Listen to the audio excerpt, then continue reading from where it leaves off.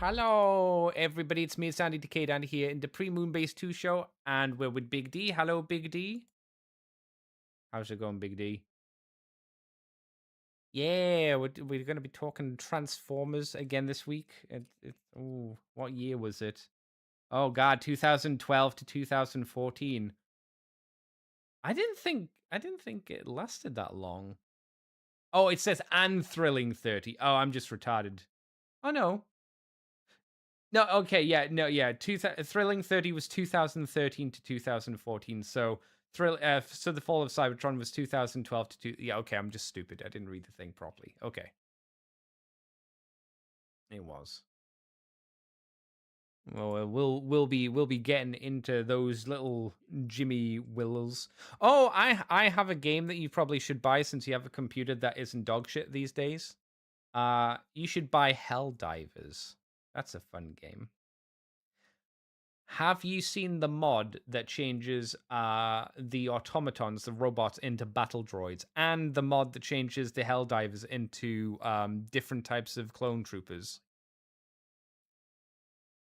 It's a pretty decent looking mod. It changes all of the ships that you start on before dropping into a map have their own look, and the mod changes them all into Venerators as well, which is neat. So you get to kind of look out over this planet which you're going to be invading, and there's just like 50 or 90 Venerators just hovering over the planet, which is kind of funny. Yeah, that should be pretty cheap these days. I'm gonna hang on. Let me check. Let me check. Yeah, but you're probably looking on Steam, and you shouldn't be buying directly from Steam, I say.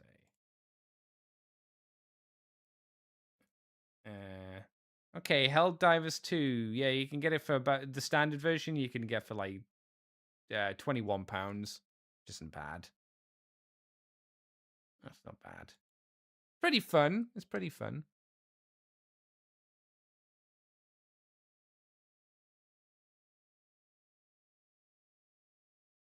Ah, well. No dice. Yeah.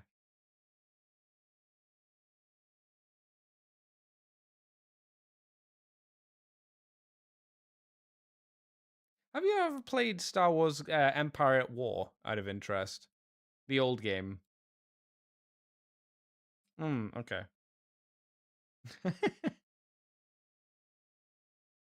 All right, okay. Mm-hmm. Okay. I just wondered what it was like as a game because I looked at it and went, it looks kind of neat.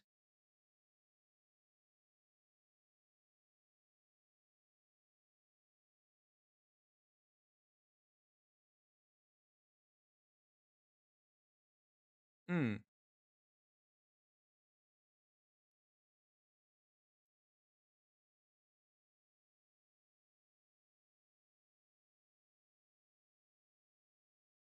Off. Not Okay. mainly because for you didn't really. I thought it was supposed to let you play like an RTS, Right. and it kind of is, but also isn't. It's a bit more of a hero RTS kind of feel to it. Ah, okay. Um, I think the space combat's really where the game shines, rather than the campaign mode, from what I Right. understand. Uh, it's what's kept people coming back to it time I after get you. time. So, but no, I mean, if you see it cheap, which it always is, it's never Yeah. very expensive nowadays. I would grab it because even if the base game doesn't appeal, there's an expansion pack which is always included nowadays, which is I was going to pretty say, decent. yeah, it's probably in there all the time now. And there are mods for everything. There are mods for let you chain for almost every science fiction setting out there. As you do. If you're yeah, because it's a science fiction space combat game. Of course, they're going to mod every setting imaginable into it. See, I was thinking of Uh, either getting that or Dark Forces remaster because I've never played Dark ooh, Forces either.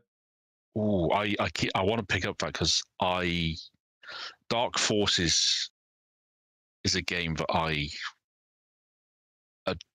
no shadow of a lie, I adore. The first level that was the demo. I played that level so fucking much. It's just And like Star Wars Doom, right? Effectively. Pretty much, it was the first FPS to let you look up and down. Oh my god. Which, yeah, which at the time was weird. Oh, I bet. Yeah. I remember going but- going that way before. Yeah. because you didn't use a mouse, you had to use keys on the keyboard. I'm to do trying it. to. I think I can't remember which game it was, but I'm pretty sure I remember playing a PlayStation game where it was like L1 and R1 to Yeah. look up and down, and you're like, what? Yeah. Because obviously this was back in the day when the PlayStation 1 controller didn't have the dual analog stick. Yeah. Which is hard to even think about. I know, and this was pre-mouse look, so that's even weirder to think about. To be fair. Yeah, because games back then on PC, you just didn't have the mouse, did you? Yeah, I mean, Dark Forces ran under DOS. Oh, DOS. Yeah. That's how you played. I remember DOS primarily for Sam and Max. Sam and Max Hit the Road, which was a great game. I mean, I was PC gaming. That was me at that time. So I was playing things like Gunship 2000, the all the microprose simulators, X-Wing, TIE Fighter, before they got their CD releases and could run under Windows. And Dark Forces, all that stuff. And I mean, Dark Forces was just so fun. And the remaster, by all accounts, does. The thing is, there was actually a fan remake in the works using the Quake 3 engine many moons ago. And basically taking the existing levels and just sprucing them up, putting them into Quake 3 and making them look right. So there's a whole level that's supposed to be more like a chunk of a city, and it doesn't look right. And they redid it, and it looked brilliant. You had actual gardens and parks to wander through. It was quite a lush remake. But they only managed I think 3 or 4 levels. Which did it's they get kiboshed, or was it just that there was too much not work? at all. It was just too much work, which is fair enough because it was a one-man team, really. But I'm so glad it's had this remake. XL Head says they remastered Dark Forces! ! Question mark, question mark, question mark, question mark. Yeah, they did. Not that long ago, like maybe a year ago? 2 years ago, maybe? 2 years ago, yeah, something like that, yeah. I mean, I'm kind of hoping because if they've done that, I would love to see Dark Forces 2 get a remaster. Oh, it had a second game? Yeah, Jedi Knight. Oh, okay. Yeah, it's funny because it goes Dark Forces 2 Jedi Knight, Jedi Knight 2 Jedi Outcast, and then Jedi Academy. It's a weird way they did it, but was it all from the same developer? It was all Dark Forces and Dark Forces 2 were both done in-house by LucasArts. Okay. Jedi Outcast was done by Raven. Oh, okay. And this was Raven when they were doing the old. Do you remember Soldier of Fortune? I heard of it. I never played it, but yeah. I'm aware so of Soldier of Fortune. It was when they were doing Soldier of Fortune 2, especially, where they took the Quake 3 engine and basically put the most trackable human body inside possible. So you could literally just. The game was horrifying. You blew people's limbs off and they fell screaming. It was weird. Good. But they ported back. They used that framework for Dark Forces 2. Well, for Jedi Outcast, which meant that you could actually get into duels and chop someone's hand off, and they would fall holding their wrist a la Luke. You could, and then someone put a mod in that enabled full dismemberment. So pick a bunch of stormtroopers, throw a lightsaber. Parts of stormtroopers, no blood, but just parts of stormtroopers fall to the ground. Yeah. But yeah, so they did that, and I think they also did Jedi Academy. That may have been another team though. But Dark Force 2 is the interesting one because that one had FMV cutscenes all over the place. All right. Yeah. And 2, it was in a bespoke graphics engine. So whereas they used Quake 3 for Jedi Outcast and Jedi Academy, Jedi Knight was built as its own one, and it's always been one where they're not sure if it's actually possible to port it into any other engine because there's some big levels, especially landscape-wise. Okay. It nails the feel of Star Wars quite well in that regard. Yeah. You know how sometimes you'll walk out onto a gantry and suddenly there's just expanse, and you Yeah. realize, oh, this place has been here for a while. Yeah. You get that feel quite nicely about it, but that's one I'm kind of hoping they might do at some point. Oh, Probably okay. unlikely, but we'll never know. Yeah, But yeah, I guess Dark it's Forces did. licenses, right? Whoever and whenever they want to Hmm. fast something out, I guess it's all down to that stuff. Who knows? Yeah, I mean, the fact that Disney have actually resurrected Lucas, well, they brought back a Lucasfilm Games, so it's not just giving the license to EA, who we all know how well they did And they're over a shit. day. That's one reason why I won't buy Jedi Survivor and Fallen Order, because you have to. I don't think you can play it through Steam. I think you can buy it in Steam, but then you have to play it through the EA specific player.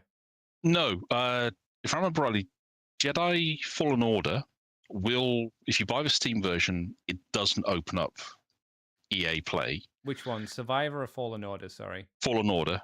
Survivor, I think, does, but it's not intrusive that I've noticed. So, apparently on the Steam page it says EA Play subscription requires acceptance of EA Play terms, whatever that means.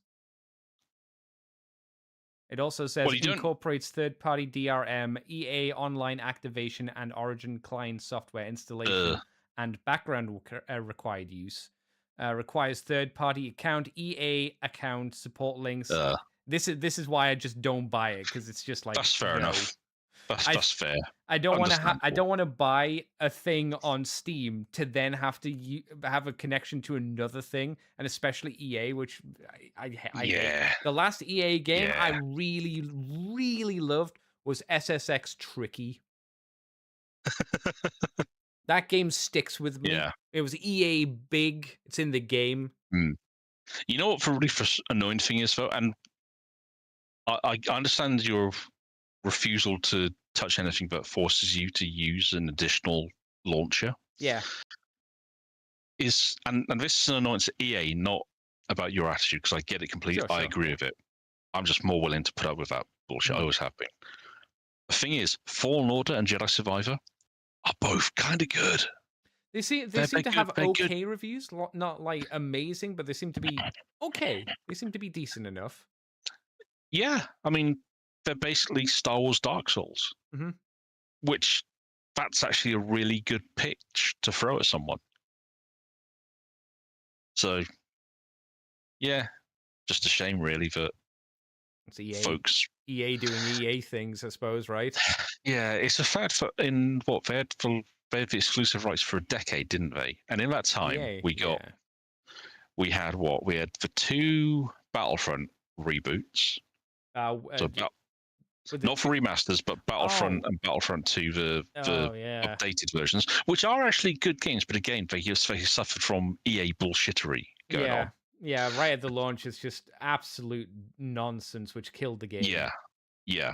Loot box bullshit. You had Fallen Order, which people were really not sure about because it was Infinity Ward who hadn't done. Was it Infinity? No, the guys who were Infinity Ward then did Titanfall, and they hadn't done a game like this before. And it worked. And then Jedi Survivor proved, but that's only like 4 games and a bunch of mobile stuff. No, EA Mobile. In a decade. Mobile games. That's terrible. Oh, and Starfighter, which again is supposed to be a decent enough take on the X-Wing style combat for the modern era. Because it's not EA. It's not EA that's meant to be doing the KOTOR remake, is it? A game that I hear there's been talked about for ages and keeps getting butt fucked and then sidelined and then delayed, and I don't even know if it really exists. And then there's this Star Wars, what's it called? Star Wars Fate, I think, is the next game to come out, which I don't really know what that is either. That's supposed to be set in the High Republic era, so not the Old Republic. No, I mean, I'm still Disney stuff. I mean, I'm still playing the Old Republic from time to time. So I haven't played KOTOR 1, which I was thinking of maybe doing for a stream at some point. I played KOTOR 2, but not KOTOR 1. So have you never played it at all? No, never. Oh wow. Yeah. I think that would be a good shout because Like from The only thing, what I've seen people say is KOTOR 1 is hmm, okay. It's a basic BioWare game compared to their future titles, so which makes sense. yeah. So the Uh, thing is, KOTOR 1, under the hood, it is basically D&D 3.0 for West Wizards of the Coast Star Wars RPG system. So yes, yeah, the you've gameplay got is you got kind of you flumpy, got I those suppose. limitations built Yeah. into it. It looks, for the time, it was great. Oh I yeah, mean, sure. it's got a good story, good hook. Mm. The characters, there's a couple. The supporting cast is funny because there's some who people do bounce off, others they get really well on with, and listen, if you talk to two different people, it will never be the same combination of characters, Mm-hmm. Mm. which is great. I like that. Well, if anybody says they don't like HK47, they don't need to be alive. They need to be unalive. I mean, I've never met anyone who doesn't like HK. Exactly. Yeah, Exactly. he's one of the characters that as soon as people forget him, he's almost an automatic include unless you need someone else. Exactly. A Yeah. lot of the time because he's just cheerfully murderous. Mm-hmm. What more could you want from a game? Calls everybody meatbags, and he asks why we aren't killing people. It's like, well, he Yeah, makes a fair point. You know, he fair does. enough. He has points, Yeah, and yeah. if it kind of makes it fun to do the dark side run because he gets quite happy. You make him quite happy. Yeah, he's a happy little boy. Oh, what a silly lad. He gets so cheerful. Yeah. But no, yeah, Jedi Knight, not Jedi, Knights of the Old Republic. Oh, that one. Sorry, I'm getting all confused in my head now. KOTOR is a game that I would love to see you at least try a replay on, Yeah. or a playthrough, I should say. I'd say at least do maybe just do the opening level and then try and get through the first part on Taris, Mhm. the first environment you're in. See how you get on with it. Like I say, I want to give it a go, but I think from what I've seen online and after playing, and I don't really remember much of KOTOR 2, but I think people generally say the story is more interesting and the ideas that are put forward are more interesting in KOTOR 2 than KOTOR 1 because you've got the whole Treya stuff, which is really an interesting idea. I mean, KOTOR 2, KOTOR 2 is one of the most interesting Star Wars stories, full stop. Yeah. The stuff they get into is really quite fascinating, and it's if you ever play there's versions where people have cut content back in, and they help kind of elevate it. Because one of the issues is that the last act of KOTOR 2 is pretty much a speed run because they cut out all these scenes that are supposed to let characters have resolution to their ongoing stories. Interesting. That's all gone. There's even a whole additional planet missing. But it's in the files. It's been rebuilt. You can play it now. There's a version of KOTOR 2 that has as much stuff cut as possible put back in. Fucking Star Wars nerds. Yeah, but that was all because it was decided the game had to come out so quickly. So, yeah, because wasn't it only like a year or like 2 years between two releases? It was real quick. Yeah, and that's I think crazy. Who was it? It was the guys who did Fallout New Vegas and do a lot of the RPG stuff that people love. Obsidian. Yes, it was Obsidian. Okay, so it wasn't BioWare that did 2, it was Obsidian. Yeah, Obsidian it was subbed out to Obsidian. Still a BioWare flag, and still the main story beats were still kind of coming from their offices. But it was just time. I get you. So, but XL Hedge says HK47 alone made my first playthrough go from light side run to a dark side run. I think XL Hedge, that's what we call peer pressure. You got peer pressured from the cool robot dude. I mean, when you try and do the right thing and the robot offers you a simpler solution, sometimes you shrug your shoulders and you go, well, you make a fair point, is it? Yeah. You could just kill him. It's like, you're not wrong. I could just kill him. Yeah. Yeah. Yeah. Yeah. Yeah, I've been on a bit of a Star Wars kick at the moment, so I've been looking back through like old Star Wars games and being like, Hmm. I've kept putting. I'll tell you why I've put off KOTOR 1 replays, because Yeah. for the longest time I've heard there was a remake happening. So I was like, oh, I'll just wait for the remake, and then like 10 years or so have passed. I suppose. Let's see when. Yeah. No, Let's see. no one knows nothing's finally going to drop. I don't think anyone involved in it knows because it's been. I don't know if when I decided I wouldn't play was when the first rumblings maybe of when they were like, oh, it's gonna happen. Yeah. Yeah, so yeah, it's nearly been 10 years. I last played Yeah. KOTOR 2 in 2017.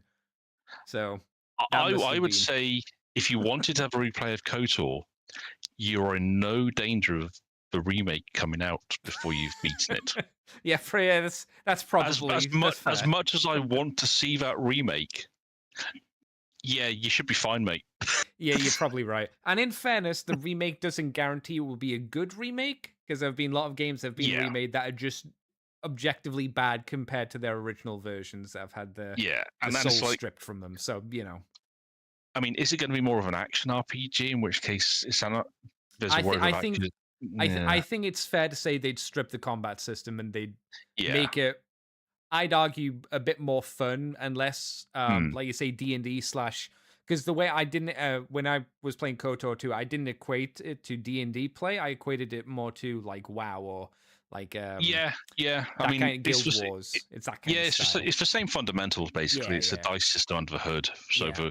the characters, you give them their orders, and it all just interacts. I mean, it's Mm. nice how it does work though. So you're not just so people do actually fight each other one on one. That's quite I nice from think if that. you're doing a remake, though, you But want to reboot that and make it more interactable. I don't know hmm, how you want to do. Whether you want to do as I don't think hmm, they do turn based. Um, no, I, what I wouldn't want them to do is I wouldn't want them to do something like Final Fantasy VII, because I hate their combat system. The un, remake un, one, I hate that. I mean, I think unfortunately it would be more like a modern RPG, something like Yes. a Dark Souls or an Elden Ring kind of Oh, system where, I'd be okay with that. It would take or away a little bit basically like from. Hmm? it'd basically be like more of a Jedi Survivor series, where that is much more of. But if it was skewed more towards the RPG than the action element, Yeah. so you still have to fight, but the RPG bit's there because I think the difficulty with yeah, making it Souls-esque would be you would take away the interaction or command you'd have over your companions. So it'd be like yes, they're there in the yeah, background doing something. How effective are they with AI handling it? I yeah. don't know. Because that is one of the joys of the KOTOR games as well. Yeah. Choose what to do. Having some party with you and taking control of them when you need to. Maybe So the smart thing to do would make it play not exactly, but almost like a CRPG. yeah, It's not the perfect solution, but maybe I mean, something there's like an that irony might in that help. because that's what BioWare kind of the shift to the third person was BioWare trying to get away from what they'd done for the CRPGs in Baldur's Gate, Yeah, true. Yeah. and Yeah. it, there'd be an irony in that because now with the success of things like Path of Exile and Baldur's Gate 3 and Mm. all the and the 40k ones which have done quite well, Yeah, yeah, and yeah. just the fact that type of RPGs had a bit of a renaissance because the graphics have improved so much. There'd And be what an you can irony do with to them, doing it and the that fact way. that like no one did them basically for the longest time, Yeah, or not yeah. successfully anyway. Yeah. I Yeah. mean, there was a reason they weren't done, but you never know. Yeah. We shall see. Like you say, I we'll mean, probably won't see it within our lifetimes. A Kotor remake, I yeah, mean. Probably not. And XL Head says Mass yeah, Effect 4 will come out before Kotor remake. Yeah, probably. Yeah, yeah, probably. yeah, I don't know how you yeah, save Mass Effect at this point either. After Andromeda being yeah. the absolute shit show, there's just so much from BioWare. It's not as bad as Blizzard, but Mm, BioWare feels to me like another company that was on such a big high and just shit its pants, just aggressively. yeah, and the thing is, that was almost entire. It's not entirely. I'll caveat this. Hmm. There are issues within Bioware itself that needed addressing. Still don't think have been. But man, did EA bind them, cause them some serious problems. Yeah, Yeah. I mean, Andromeda was supposed to be a much bigger game, Oh my god. and there's so a much wrong whole with that game. DLC to round up a story that got canned within like a week of the game's release. Never forget the dialogue that they wrote, which was "My face is tired." Yeah. Someone wrote that. The funny thing is, I never had the graphical issues, and anyone else did, because I didn't start playing it till about a week after it had launched. So you I'm got it pretty- with the I- bug I- patches, basically, or some of them at Yeah, least. Yeah, and the actual gameplay, the gunplay, the action, fine. The cutscenes looked good. The issue was really the story more than anything. Yeah, dialogue, story, characters, arguably all the important points of an RPG. Yeah, it just Woof. felt a little. But shit. It felt shit.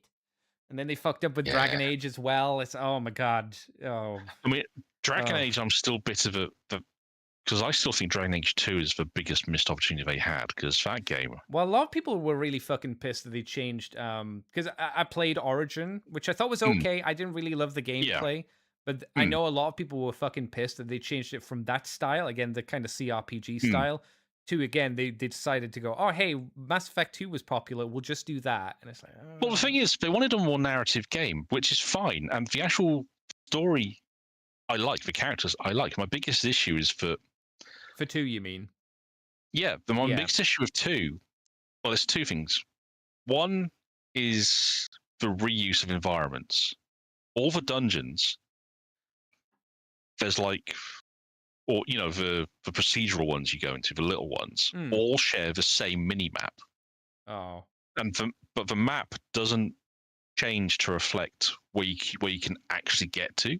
Oh. So you have a map that's showing areas that you should be able to walk into, but you can't because there's a door or a wall or a barricade in the way. And it's like, that's really lazy, guys. Yeah. And then Kirkwall, you're supposed to be there for 10 years.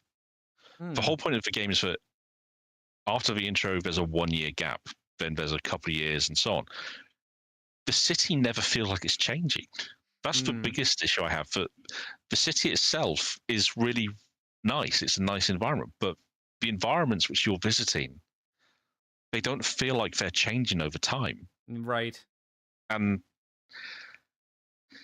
yeah, it's frustrating. And combat where people suddenly just there's no tactics involved because enemies can suddenly spawn behind you literally out of thin air. Yeah. I know they've tried to wave it away by saying it's a tool to get across Varric as an unreliable narrator. It's like, no, they just didn't have enough time, so they shipped it as they could do. Yeah, that's such fucking copium. It's like, no, Yeah. we were meant. It's meant to be broken and bad. It's like, oh, okay, yeah. And it's a shame because Inquisition is actually, I think, a cracking. Was that the third one, or was that the second one? It's the third one. Okay. Not perfect, but as a continuation of that setting is pretty great.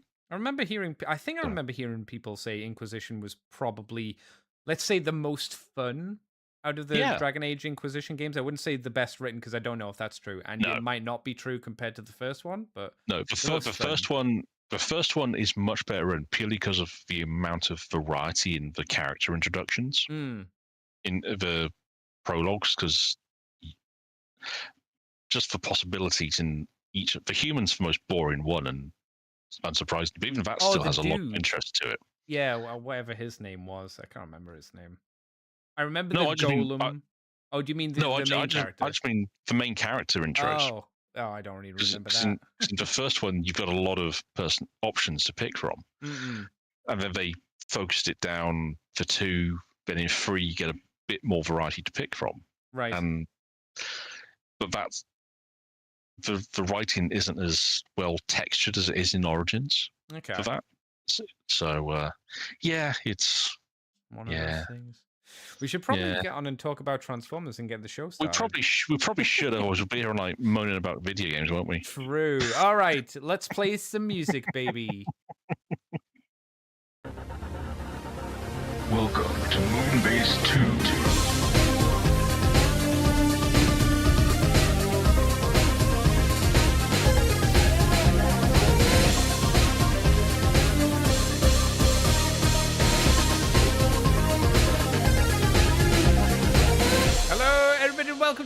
to Podcast with me, Andy the Kid, Andy, and with Big D. Hello, Big D. Hello. You've missed out on a 35-minute discussion on BioWare video games and KOTOR. This is the advantage of listening to us on YouTube or Twitter. Sorry, not Twitter, or Twitch even. It's one of those days. We had a good time. I think, I had a good time talking about those things at least. Don't know about you. I did. Yeah. Yes. I always enjoy having a moan about Electronic Arts. Yeah, that's the spirit. Oh, I am reminded of a game I have which is called Sins of the Solar Empire, which I think is similar to the Empire at War game, Star Wars game we were talking about earlier. And you said you preferred the space combat stuff. I think Sins of the Solar Empire is just the space combat stuff, and you can probably get mods for that game to make it into Star Wars. So if you were interested in that, maybe that would be another option for you as well. I might do. I'm aware of Sins. I thought I had it actually, but I've just checked my Steam library and I don't, which is possibly an unforgivable oversight on my part. Perhaps. I've got it. I just haven't played it yet. It's one of the because it doesn't have like a story mode. Yeah. I'm a basic bitch. I like to have even if it's a shit story mode, I like to have a story mode in video games. That's why I like Mech Commander as well. Like it wasn't a great helps. story, but it's fun. Yeah. Yeah. Picks me up and carries me along. I don't play like for strategy games. I'm not a big fan of like skirmish mode. Like it's just play skirmish mode. It's like no, I like the characters. Yeah. I mean, I very rarely, most RTSs I'm actually almost entirely there for the story. Same. Yeah. True. Yeah. I mean, some of my favorites, Ground Control, which has one of the best mortars in RTS history. Oh, okay. Yeah, because it basically is a tracked mortar vehicle, stops, raises for more. It's a multi-barreled mortar as well, 3 barrels on a rotating cylinder. So basically, it's a giant revolver mortar. Nice. And as it fires, the barrels spin, and you see the shells shoot out of the back. It's great. Oh, that's fun. Yeah, Ground Control is a fun one because you dropped in with a dropship with just what you could get in there, and you could unlock additional landing zones if you had dropships to bring stuff down, but you only had what was in those ships. Okay. And sometimes if you didn't know the mission, you could be absolutely boned if you didn't have the right stuff in your dropships. Yeah, so you'd have to replay the level a few times just to get it kind of the right loadout. Possibly, but there's also a fun element to trying to see if you can get through what you plan to bring down. So okay. Yeah, Mr. White is here. Hello, Mr. White. He says, "Oh no, Fall of Cybertron." That's right. For those not aware, today we will be covering the 2012 to 2013 line of Transformers: Fall of Cybertron, part of the Generations toy line. This was a time period. I think we've mentioned this, or I've mentioned this multiple times before. This was 2012 was when we had a big oil crash, and unfortunately, this it probably happened a year beforehand, to be fair, because that's I think it did. Yeah, I remember. It was not a fun time. Yeah, so it would have been 2010, 2011ish, and thus affected the construction and the planning and the design of these figures for the future. And the line that we got was not what I would say was verboten. I think it was very full of. The thing is, the toys we'd gotten for War of Cybertron in Generations had kind of gotten people's hopes up. Yeah, because granted, there were only 4. I talked about this last time. The Megatron, Soundwave, Optimus Prime, and Bumblebee. They were all solid to really good. Really good figures. Yeah, nowhere near in scale to each other, but solid. The fundamentals were there. Prime, Megatron especially, scale them up, they'd be brilliant as Voyagers. Yeah. And then Fall... Fall was hollowed out, shall we say. I think that's maybe the best way to describe it. Hollowed out. So we're going to be starting with a bizarre gimmick, which were basically Bakugans. We had the cyber discs, so the discs. So we got Soundwave, which we'll be talking about later, and Blaster. And they weren't cassettes, because obviously these are Cybertronian versions. So what do? You make them into round discs. Not CDs, just discs. And the way that they would work is, again, very much like I mentioned with Bakugan, where you have a little round sphere and you'd plop them on the floor and they'd kind of unfold themselves with a spring into a kind of shape. That's what we got here. And you might be thinking, well, that sounds like that might compromise the transformation. Well, Oh, funny you say that. it is. Yeah, it sure is. One, making everything a disc, I would imagine, is not desperately easy, especially for we're starting off with Ravage, so I can't imagine that's a desperately easy thing to do. And then having it spring open from a disc to a cat-like thing, no, it makes for a thing. They did come with some little square storage boxes, which Yeah. it was okay. So it was just a square that had like a little flap over the top, which you could put the disc into. It's okay. It's nice to put them in. I mean, it's better than nothing, and it makes them look a little nicer. And it's kind of a nod to the original toy that had the faux cassette box. And they even look a little like Energon cubes. A little bit, given how yeah. they've- Translucent coloured. purple. Yeah. Not perfect, but there's a bit of it there. Yeah, you go, okay, well, something. However, for instance, Ravage, whether he is from America or Japan, this is a rough Ravage, as you could probably tell, with a very odd face sculpt. Definitely not what you would think Ravage should have for a face sculpt. It's indistinct to Ravage. If I took that head and just like showed you a close-up image of that head, I don't think anyone would go, that's definitely Ravage. Yeah. How would you describe it? Because to me, it feels like, I don't know, generic dinosaur. Yeah, they were trying to do more of a Cybertronian beast form rather than what we're used to for Jaguar look, and it's not really worked. And they have kind of struggled with this over the years. In fairness, I think they did with what original Sunbow did with Laserbeak, at least that was interesting, where he just had like effectively a nose cone from a plain face, and he had the little ears that came up for the scanning. Not very super interesting compared to his bird look, but okay, it's fine. Maybe that's what they should have done here. Make it just a bit more bland, I guess. Yeah, I mean, Ravage is one who they really have struggled over the years to do a decent toy of him, haven't they? Yeah. And this, when you factor in the whole spring-loaded transformation gimmick as well, the nicest thing I can say is it probably has the best-looking front legs of a Ravage I've seen in a while. That's not a masterpiece. Ooh, I guess, but then you look at the back legs. Yeah.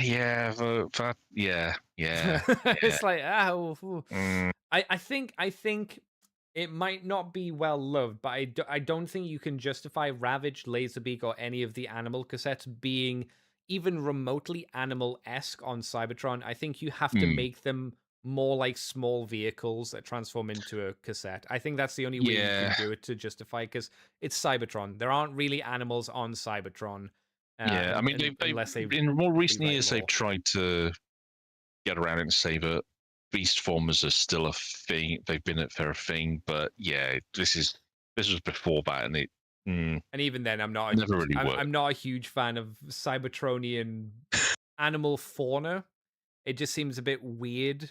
Like they're trying to make a planet of transforming robots more interesting by having nature. That bit I take issue with, but Transformers who have more bestial robot modes, that I'm actually down with. That I think has could work. Yes. Yeah, that's something I like the idea of, and they try to run with that a bit. But yeah, like the deer or whatever, the Cybertronian robot horses in Transformers 1 on the top of the surface.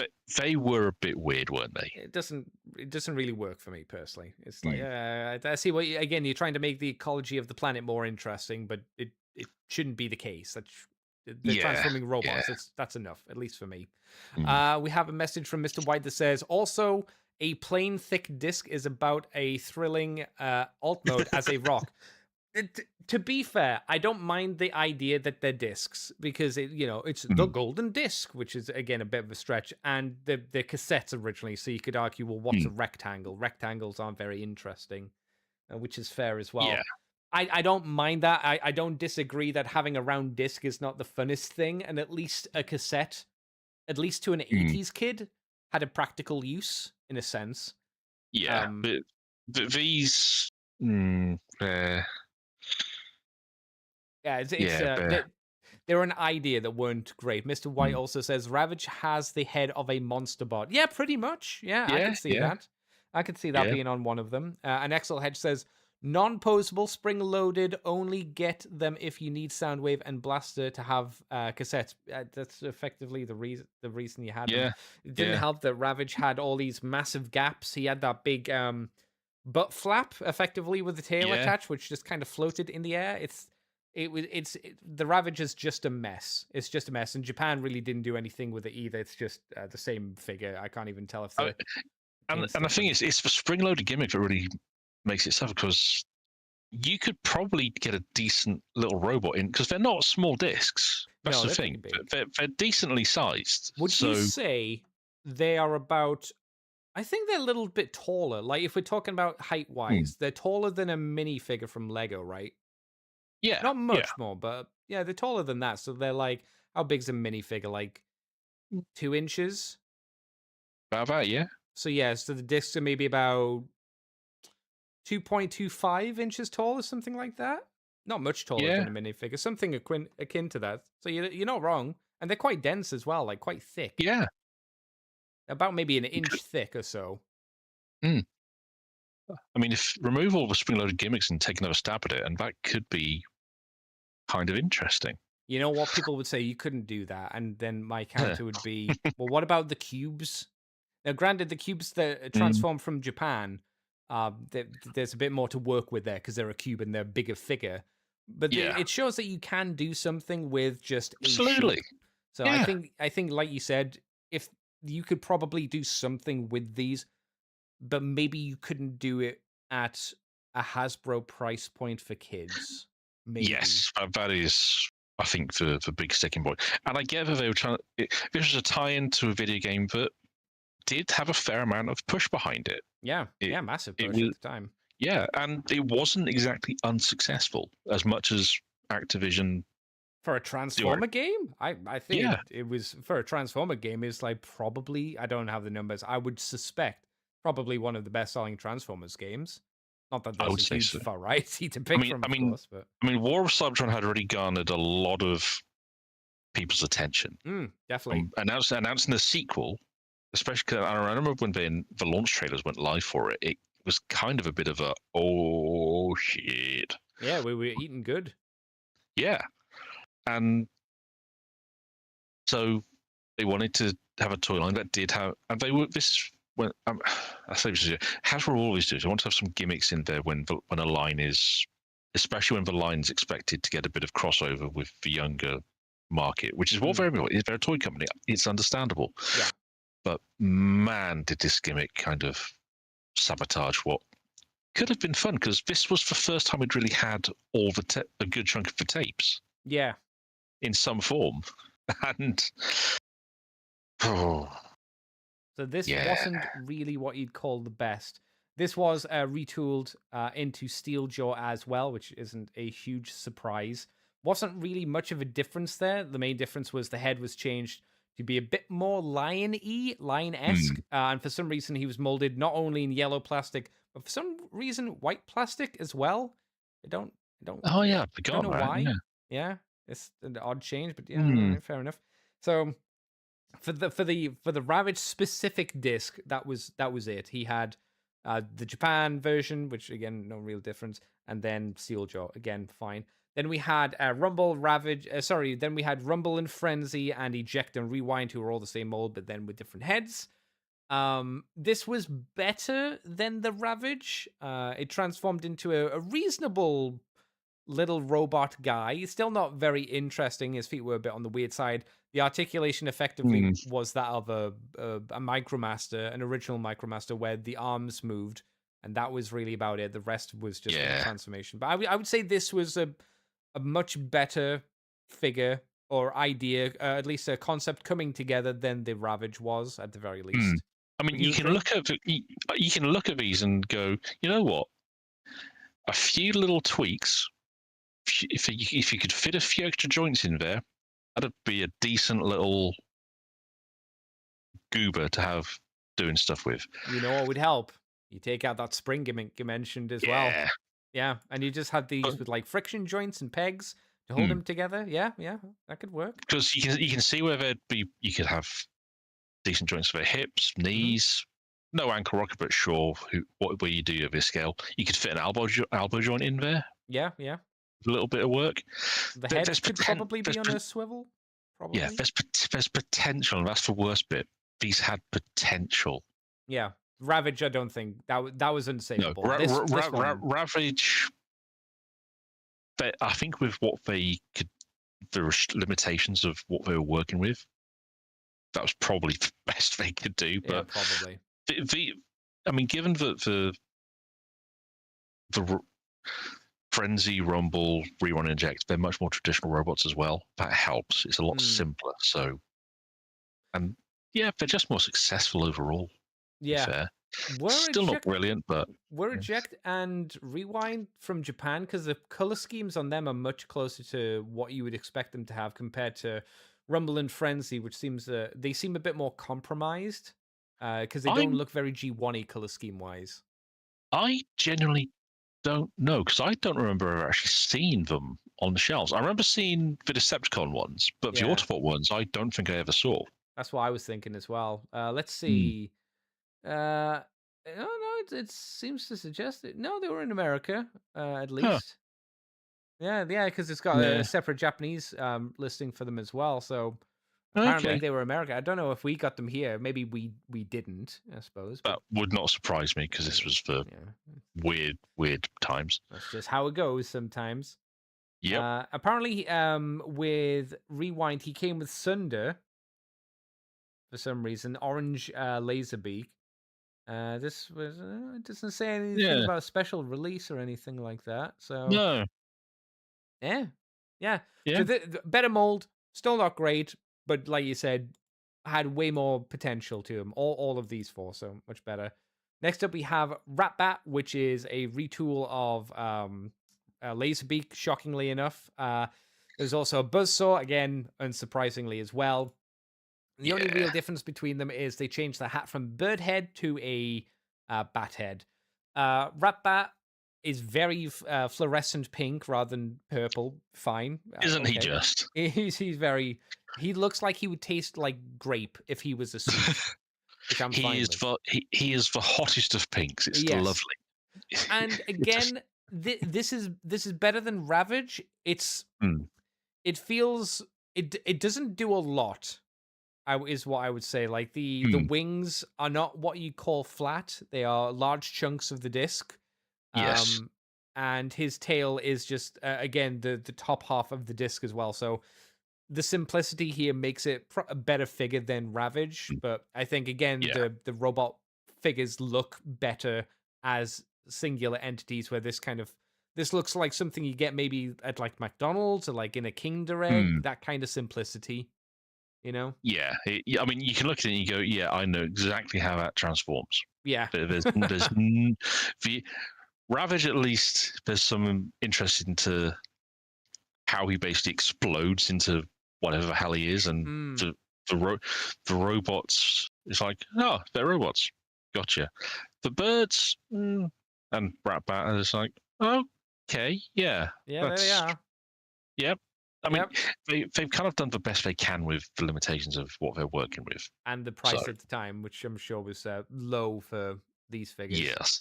Because again, we'll say that the plastic quality on these, not great. These were, from what I remember, I think these felt better than the Combaticons, which we'll get onto, but these still didn't feel great, just in hand. No, plastic feel. The general quality of plastic was... It was a big downgrade from literally the year beforehand, where we had, again, like you mentioned, the War of Cybertron figures, where they felt really good quality plastic. This was a huge kind of drop, which is kind of a shame. And apparently, the only other mold was for Ramhorn, who I never had, nor did I ever see. Was he a Japanese exclusive? Came with Eject, by the looks of things. So he might have been a Japanese exclusive, but we don't know. It might have just been an American doesn't exclusive. look like it. It might have been an American exclusive, but looks like he came in a multi-pack in Japan as well. But so I mean, it's better than Ravage. It is. He actually has identifiable legs. Yes, yeah, both of them. They are both Yep. the same kind of looking legs. He's almost a rhino. Like his horn is. If you take the That's horn cute. off a rhino and just put it on the That's front funny. of his mouth. I do find it funny how they've incorporated that. That's all right. Round of applause just for comedy effect because that's funny. It just needs to be shunted back a bit because you've got that. Mm. It almost looks like the horns coming off the head and floating in front of his face. So if that could have been just pushed back a little bit, that would have been better. But they got the horn, which is nice. You know what also helps? Ramhorn, the fact that he is traditionally red and gold means that everything on this works really nicely. Yeah. He actually does very little transforming compared to, I think, even Laserbeak. Like you mentioned with Laserbeak and with Ratbat, you can tell instantly how this transforms. I think this one's even more simplistic than that, right? From looking at it. Yeah, I think so. Because it looks like you basically press a button and the limbs deploy and the head folds out, and that's it. The limbs might not even deploy that much, to be honest, right? Looking at them, it looks like you might have to swivel them down. And it might only be the head and the slight tiny triangle at the back. Yeah, that's a good possibility of that, yeah. Yeah, so it's like, ooh, again, he does look better than Ravage. Do you think he looks better than the Laserbeak Ratbat mold? Ooh. Because I want to say maybe the Laserbeak Ratbat might be better just because it looks like it changes more from a circle than this one does. Yeah, I mean, this one, the fact that Ramhorn's supposed to be quite chunky, this kind of works in its favor. That it's quite but gotta say, the horn, as much as I find it adorable, the fact that the birds all have individual head sculpts just gives them that little extra push over the edge. Yeah, it's weird. Yeah. Next up, we have Optimus Prime Deluxe. Obviously, a big step down, I would say, from the War of Cybertron version. I remember getting this in hand at Dave's house and fiddling with it and being like, "Wow, this was so simplistic in comparison to the previous one." But did you ever have this, a fiddle with a Big D? I still have it. What do you think of it? You're right. It is such down. I mean, on the one hand, because it doesn't have the spring-loaded gimmicks that were in War for Cybertron Optimus, for many around his gun and stuff, he is a little more stable in that regard. But I mean, one thing, on one hand, I've never really liked this particular design for Prime. No, I much prefer the War design. Yeah, I felt this was a definite downgrade. Yeah, especially at a deluxe scale. If it had been a Voyager, I might have been a little bit more forgiving of it. However, I do actually quite like the Ultra Magnus version a lot more. I think it works better for Magnus. Okay. But I mean, yeah, it is just, it's weird because on one hand, the simplicity kind of plays in its favor because it means that. Because I remember War Prime could be a little fiddly at times, especially because of how small he was for what he did. This one, because it is a more simplistic transformation process, I've never worried about kind of breaking anything when I'm transforming it. That's understandable. Which I have on occasion with the War figure. Oh, what you broke on the War figure out of interest? Oh no, I've not broken it, but I've been worried from more than one occasion, just trying to get a panel to line up right. Okay, I get you. Just because it is such an involved transformation, I love it, but there have been old times when I got. Okay. Whereas this one, you don't have any of that because, I mean, you look at the vehicle mode, you can tell pretty much exactly how he folds up to form that vehicle. Yeah. It's very, very basic again. Yeah. The blaster's nice. I'm not really a fan of how it's got that post-up back so you can mount it at an angle on the alt mode if you want. Yeah, it's nice it's there, but it's weird. You know what they could have done, which would have been nice? If that was on a joint. Yeah. So you could fold it away. Yeah. That would have been nice. Yeah. And the thing that really sticks in the crawl for Rosa, he sold at the same price as Magnus. Magnus comes with a whole extra arsenal, pretty much, with his damn sword that comes apart into different pieces. Prime gets bupkis. I think that is a good example of Magnus came out when prices were oil was getting a little bit better, and they tried to justify you getting this mold by going, "We'll give you something else that's not shit." Yeah, it's just a shame because, I mean, it's a decent Optimus Prime in of itself, but compared to what came before, it's a massive downgrade. The way I look at it is the difference between deluxe class and warrior class. If this was sold cheaper than a deluxe figure, which obviously they were never going to do it at the time. If this was like, I don't know what the prices were. Let's say around this time period, which it might not have been, they were £14. Let's say this was instead £10. I'd be okay. Yeah, that's fine. That's more reasonable. Because like you said, again, if the plastic quality was better, which it wasn't. Yeah, I mean, the deluxe versus warrior comparisons are a really good one because that is how it feels in terms of transformation and how it works. And you can also see like materials. He's got like which is more common nowadays. In his thigh, he's got the thigh holes, which became more of a common thing now, but was not as common back then. If again, like I said, he was £10, I think that would have been a much better price for him. This is way more kid friendly as well, like you said, compared to the previous Prime. Which was not, he wasn't a hard transformer, but I think for a younger kid, I don't think the War for Cybertron figure's something I would actively hand them straight away. Yeah, that'd be asking to turn someone off the franchise. I think giving someone new I think to it.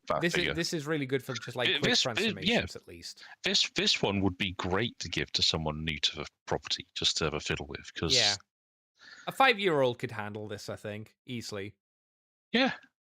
I'll agree to that. XL Head says, non-posable and spring-loaded only get them... I read that one. So XL Hedge also said, Prime's problem, you had to buy his repaint to complete him. That's right, because the sword that Ultra Magnus came with is the sword that Prime uses in the last fight against Megatron.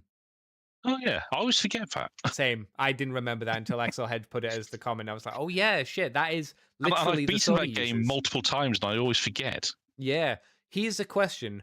Should Magnus not have came with a gun and instead came with a shield? So you could have literally completed him, the Optimus Prime. I think I would have preferred that, to be honest. Yeah. That would have been quite nice. Not a bad shot. The Ultra Magnus, I do think in terms of color scheme, has a bit more pop to him. Just because of how the blue and the white, I think, pop quite nicely, and then the bits of red in there. The head sculpt seems to be reasonably nice, and like you said, the sword is a nice accessory as well. Yeah, I do not like the Japanese version of it, though. He's very pale, isn't he? Yeah, that's very. Well, is he? Well, it's for metallic, isn't it? It's a very. Yes. It's very reflective. So because of how it's been photoed, I don't know what color he really is. Not really. He is looking a bit more like Hotspot there, isn't he? Yeah, and I think it's because of how he was photoed and the reflections in that photo booth. He might be way dark. I don't know. Yeah, I think I've seen the Takara version in hand, and it is a lot darker in fact. It has to be. I was thinking it couldn't be that bright. It's one of the cases where Takara's fondness for giving their stuff in this era metallic paint jobs does it a bit of a disservice. Yeah. I say that, but I can understand why they did it as well, because it also matches their War for Cybertron line, which they all did up. And last time I was talking about them, I thought they all looked quite nice. Well, it matches how they look in the games much more closely as well, because everyone in that's got a metallic shine to it. So fair play to 100% makes sense. So like okay. I like the flat colors here, but maybe I would like the metallic ones if I saw it in person. Versus the other way around. And the Japanese version seems to, of the Optimus Prime, does not seem to be metallic colored. Yeah, that's interesting, isn't it? It's a head scratcher. Not what you expect.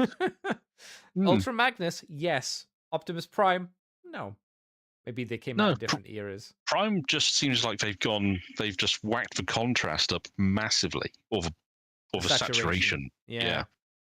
It's like, What it looks like they've done is they've changed his gray plastic to a darker gray plastic to make it a bit more gunmetally, and they've mm, changed his tires to be black with instead of like gray paint on them with red paint on them, which is more accurate to the video game. mm, So it's a little bit nicer, but again, it's not a big change, I would say, to yeah, make me go, "Oh wow, no, I'd really need this." And then there was one mm, other version of this figure, which was the Knights of Unicron. Previously on the show I talked about last week, they did this with the Megatron and the Soundwave from from War of Cybertron. It's I'd forgotten interesting. about these. It's Man, they're interesting that silly. they did this one from Fall of Cybertron. It's odd. This is as weird as the other ones. Prime is done in pearlescent white, it seems. Then blue with tiger stripe, light blue over the top of it, and then his body is either silver or red, with the other color being tiger stripes over the top of that. Then he's got Ultimate Warrior tassels on his arm and a Hulk Hogan boa around his neck as well, and a microphone and a gun. So It's ridiculous, isn't it? this was like one of the Brilliant. most interesting San Diego Comic Con sets they'd ever done or ever have done. Yeah. Ever. I love when you see a con exclusive Beavis nuts. It's Yeah. like have you saw the cold sliver stuff they did Yeah, what a good last idea. year? Yeah, Yeah, because that's not something that would sell in stores for GI Joe. no, Because to a but it, general audience, that's the thing you can pass on. But for something that is a con exclusive, maybe you have it as a web exclusive later on. yeah, it's a That's deep cut, but yeah, it's also it's fun. yeah. You know, No, they've got a gimmick. They've gone all in. They've gone for hair metal, bright colors, and made for maulers. Transformers, it's even more like of a weird thing because this never occurred in the show. You could argue with Yeah. Cold Slither, maybe there should have been a bit more of a bigger release to not massive but smaller, just because it was an episode in the cartoon. This, I guess, maybe the argument against this would be, why would you do this? This doesn't have anything to do with anything. This is just made up bullshit. And you go, well, yes, that's the point. That's why we can do it, because it's a limited appeal. I mean, I would then. Someone said it to me. I then spread my arms at the world of popular culture and say, it's all made up bullshit. Yeah, but it doesn't exist in the show. So No, people don't have to care about it. That's fair. But it's also a thing where people don't have to buy it either. No. But It's just the a bit of worst thing fun. you can do to a fan of something is to make it harder to buy a thing that you want. Yes. That's a frustration. is That's true. why I know with Lego Yeah. people, they get really fucking annoyed when a minifigure that people have been asking for decades or for a long time gets locked behind maybe like an Ultimate Collector's set. Yeah. Or like a big town set, like a big Ninjago city that's like £200 to £300, and it's like, I only want this one minifigure. Yeah. So it's that kind of irritation as a fan of it. It's an exclusive.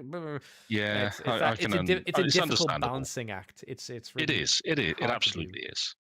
Yeah, but that's the Optimus Prime and the Ultra Magnus. Not bad. I would say that was okay. I think this is not nearly as good, and it's the Jazz figure. I don't know if again, this isn't a figure I own. This is what I played with at Dage. I still have my Jazz, and for figures from this line I still have.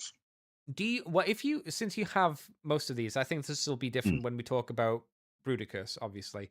But for the standalone deluxes, do they all, from what you remember, do they all feel Warrior-esque in terms of how they work and feel? A bit. There's a sense of things where sometimes they don't feel like they necessarily go together right. I mean, just Jazz, like in terms of how they peg together and like the general QC. A little bit. I mean, Jazz it's a fun alt mode. The robot mode is. Jazz's alt mode's way better than Prime's alt mode from Fall of Cybertron, I would say. It's a better Jazz vehicle. I mean, Hauser, it's basically his alt mode from War of Cybertron. Yeah. He's one of the few characters who didn't have anything done to him in the shift over. Mm-hmm. And people have been wanting him in the Fall line, so it was nice to actually finally have him. But there's just compromises. I laugh because I'm imagining the monkey paw from The Simpsons. I wish Jazz was in the Fall of Cybertron line. Finger creaks down. It's like, all right. Oh no. Oh no. Yeah, and Jazz especially hurts because we were still kind of riding the high from what is still a really good Jazz from the revealable Mm. Shield line. Yeah, this is a And massive downgrade from that figure. I mean, this one is noticeably shorter. Yep. Doesn't have. He's got a single blaster, which doesn't even look like one he uses in the game. In fairness, Does it look? Is it meant to be? It almost looks like one of the missile launcher shoulder cannons from like yeah, Prowl or it does. something, right? It does a bit, yeah. And it's especially weird for Jazz because in the game they made a big thing about him having his grappling hook, and they built a whole environment. They gave him a whole section of the game just because to suit his playstyle. He Of literally using that. beat Bruticus by using his grappling hook to pull him over. Yeah, So he could beat his head up. and it's nowhere, and it's just. But yeah, it is that Warrior to Deluxe comparison. That I mean, it wouldn't surprise me if when they were looking at doing the RAD line, they were thinking, well, we want a mid-range line that's not deluxe. What can you? Well, what about taking what we learned doing the Fall of Cybertron line and just porting that across? Yeah, which isn't. There's it's not nothing necessarily wrong with a it. bad It's thing. No. Yeah, it's just the target. It's the customer demographic that you're going for. Obviously, the Cybertron line or the Generations line was not aimed at very young kids, where this design aesthetic or this design idea definitely is focused way more in that area than it is like I don't know what you want to say. Generations was like 8 to 10, 8 above, where I'd Warrior is like 4 or 5 up. Probably is kind of how I would feel happy with them. Maybe 5 up, maybe 6 up, just because I'm looking at that gun thinking maybe a 4-year-old would need the gun. It's like, and there's just something for me. There was something about the color of Jazz as well. It's that shade of metallic blue-ish that they've cast him in looked quite odd to me. Yes, and with that slightly pearlescent white they've used as well. But unsurprisingly, the Takara version works a bit better, and even though he's not actually really in what you think of as Jazz colors, there's no blue there. He's a much more silver than a white color, but it works better than the version that Hasbro put out, which is it sucks to say that as well, because I actually appreciate the fact that they did things like they put some faux kibble in on the feet to replicate how the game model looked. Yes. Even though they couldn't do that for the actual transformation. Yeah, if you wonder what Big D means, they faked the wheels for the back of the car and put them in his ankles. Like they're not real wheels, but they did the good idea of just like, oh well, that's his model. And then that's how they got it to work. That's not a bad idea. No, and I mean he's basically a shell former effectively, because it's how they did Sideswipe down the line, just change the shell effectively.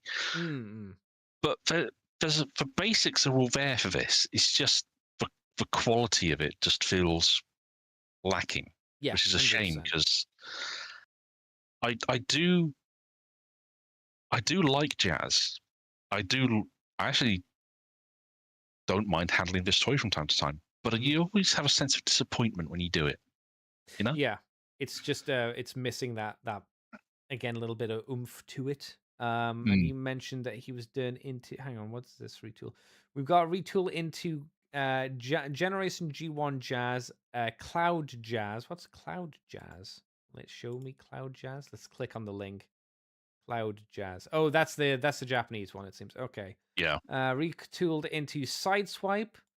It also went into different redeco and recolor and became Smooth Jazz. So there's Generation 1 Jazz, Cloud Jazz, Sideswipe, and then Smooth Jazz.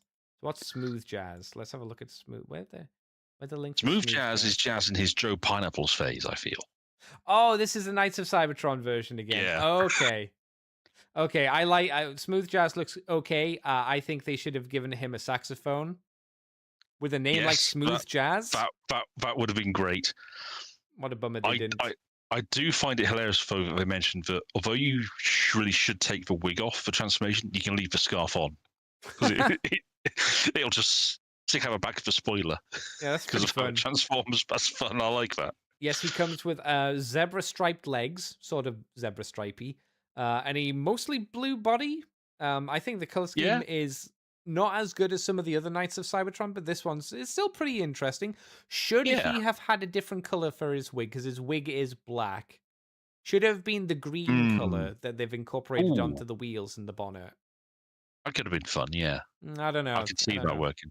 Mm. Either way, okay, so that's Smooth Jazz, and then they did the Sideswipe as well, who, as you mentioned, Big D was basically just reshelled into Sideswipe, so he's got a new boob. His legs are the same as far as I can tell.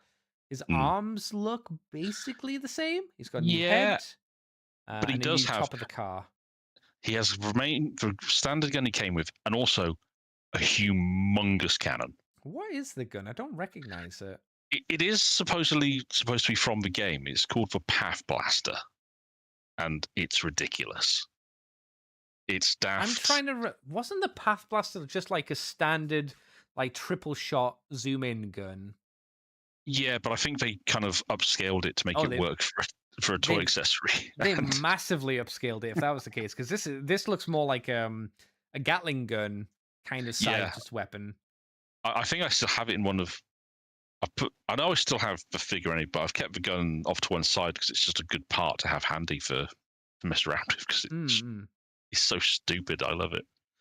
So, do you think Sideswipe works better than Jazz? Because I think he looks like he's better quality. Sideswipe looks better. However, he as they mentioned in the article here, there are a couple of things with the reshell that they don't. Some bits don't quite peg in right. The chest feels a little less secure than Jazz does. Oh, in hand. Okay. Yeah. It's not a deal breaker, but it's unfortunate. I mean, I do really like how the reshelling has worked because if you look at the two cars side by side, they're both good cars. No, but it's actually a really good reshell. Yeah. So fair play to Manascore. And it's a interesting reuse of Jazz to do this way because it must be one of the only few times that Jazz has ever been done into Sideswipe, right? That's unusual. Yeah. I don't think that's ever really been done before. It hasn't. But then, though, the only two car formers really in the line apart from Prime. Yeah, pretty much. The combiners, so. Japan did not do a lot. They just did what they did with the Ultra Magnus and made him chrome, and then added a lot of pink to show the Energon effect inside that, which is it's fine. Again, I wouldn't say this is a myriad improvement, but I guess it's more accurate, as you mentioned earlier, to the game model. So that's fine. It's okay, all right, fair enough. Yeah. That was it for Sideswipe, wasn't it? I don't think there was anything else. Yeah. Sadly, he didn't get a lot of action otherwise. No. Next up is probably the one that I feel better about, I suppose. It's Shockwave. The reason why I was I was thinking in my mind, is this better or at least more fun to play with than Optimus Prime? If he had better QC, better plastic on him, would he be better than Prime or not? And I'm not entirely sure. I mean, I'm going to say from the off, I think he is just better than Prime. Okay, why? One, he's just more interesting. In what sense? What makes him more interesting to you? Okay, a couple of things. One, it's a new Shockwave toy. We hadn't had a decent Shockwave in years prior to this. Not in outside of the Unicron trilogy. So that's pointing one in his favor. Two, there's some fun stuff with how the arm blaster is formed. I actually like how this one interprets it so it's hollow in between the barrel and the arm. Yeah, because it's based off the Scatter Blaster, I think it was called, a shotgun, basically. Yeah, and you've got some extra playability there because you can take the internal guns apart, use the barrel as a jetpack, and there's some fun playabilities in there. It is a little on the small side. Yeah. It's another one where if it had been a size class taller, so a Voyager, if there was a KO Voyager of this, I'd be all over it because I've always liked this interpretation of Shockwave. It takes the basics of what he is as a character, updates it, you got those little wings on the back, which just add to his silhouette in a way which we really hadn't considered. Yeah. He doesn't turn into a space gun anymore. Turns into a freaking piece of artillery, though. That's cool. And I just think it's one of the more successful translations of a character into toy form. I mean, my one is actually still on I can actually see it on. Can I see it? Yeah, it's on the shelf. Funny enough, Fall of Cybertron Skywarp stood in front of him. Hey. Funny that. Oh, the old one, right? Not the new one or newer one. Yeah, the old one. Yeah, they haven't done the new one yet, have they? No, the Voyager not one. yet. Don't think so. No. The Thundercracker's coming with the Voyager. Yeah, this is still the deluxe one. Yeah, but yes, I had a soft spot for it because it filled a gap in the collection for the longest time. It's what they used this design for a long time in the IDW books because it was solid. It was a solid interpretation. And actually, of all this line, I think it might have, well, my example at least, I can't speak for everyone, if I appreciate other folks may have had other issues with it. My example, I had not a single problem with. It poses well, looks good, good balance, weapons attach well, no issues with loose joints or anything. So, yeah, it just was. It didn't fail to meet any expectations, which is kind of damning that just being competent qualifies it as the best figure, I think, in the line. It's still fair to say, though, it's still very basic and warrior-esque feeling. Yes, for our still, we're kind of grading on the scale of this particular line. It's the best one, which is still when you compare it to other bits of the Generations line, it does fall down a wee bit, sadly. So I am trying to remember Dave's specifically, and I can't super remember. I do remember that obviously you can see from the image issues with the figure include that his legs are again completely hollowed out, even up to the thighs they've been hollowed out. So that's a big shame. His alt mode is not great, but that's what the game model was, so you can't really do much about it. He just turned into a flying rectangle-ish shape sort of thing. I mean, he looks better than Siege Soundwave's Cybertronian alt mode, doesn't he? Oh, yeah. No, yeah. I mean, they're both kind of random shape, but at least this has minor wings, so it looks like it could fly, compared to whatever the fuck Siege Soundwave was meant to be. This one looks interesting. You look at it and go, oh, that's interesting. Soundwave, you look at it and go, the fuck? It's a doorstop, I suppose. And like you say, in alt mode, in robot mode, it does look like Shockwave. The wings, like you said, do add a nice little addition to him. Maybe it pushes him a little bit too far into the Seeker realm. A little bit, wings, maybe, because that's the same kind of shape Seekers would have. But whatever, fine. I think I might agree with you. Listening to you talk, it probably was better than Prime. Prime was more simplistic and he turned into a square. This turns into a rectangle, but again, I think I'm more happy to say it's probably better. Reasonably articulated as well, you can see, for the most part. Yeah. And it did get redone. Hang on, we got a message from Mr. White that says Shockwave had more interesting visual look and some nice nods to G1 in there. Nexus Hedge says, my Shockwave refuses to keep the silver barrel on his gun. Oh, has that always been the case, Exel Hedge? Is that like a more recent thing, or is that just like as soon as you got it? Because I'm guessing that might be excess plastic, maybe, that could be shaved off. If it's something that's just kind of more recently happened, then. Well, it's funny. It's something they do mention in the article on the figure. Say about it. Okay. So depend on the QC, it can slide off if pointed downwards, but they do recommend a bit of double-sided tape. Oh, well, that's always good to hear. They're like, add tape to your transformer. Yeah. But again, it wasn't something I had an issue with, so it's a shame that that's the case, because, Mr. White also says... Oh, I was going to say, it's not like you could even glue it, because you kind of need to take the weapon apart to make for its functionality for transformation and stuff. So yeah. Mr. White also says, do you think they will do a new version of this Shockwave with the issues addressed? Not for a long time. Not for a long I time. mean, if they keep doing the Gamer series, I would love to see this get a Studio Series update. I mean, what do we have for that- the Gamer series? We have the Starscream mold, we have Optimus Prime, we have Megatron. Do we have anything else apart from that? Because I can't remember off the top of my head. That's why I'm asking. You know what? I don't think we do. Not I yet. don't think we do. Yeah. I mean, there's a question of if they will do any of us, because They're going through it so fucking slowly. Who knows? Because again, what is Studio Series at this point? It seems to be a bit of everything. So could it happen? Oh, yeah, no, it definitely could happen. But when will it happen? Oh, Jesus, who knows? That's how they did Sideswipe as well. Did they? Oh, okay, all right. So they're gonna do jazz. Or maybe, who knows, right? Well, hang on. Was Sideswipe his own mold, or was he a retweak of somebody?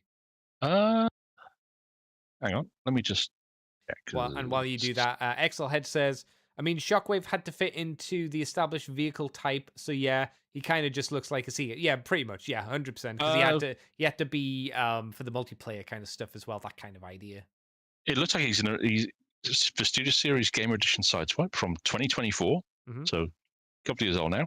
Oh, it's an original. It's an original sculpt. Oh, all right, well, there you go. So, yeah.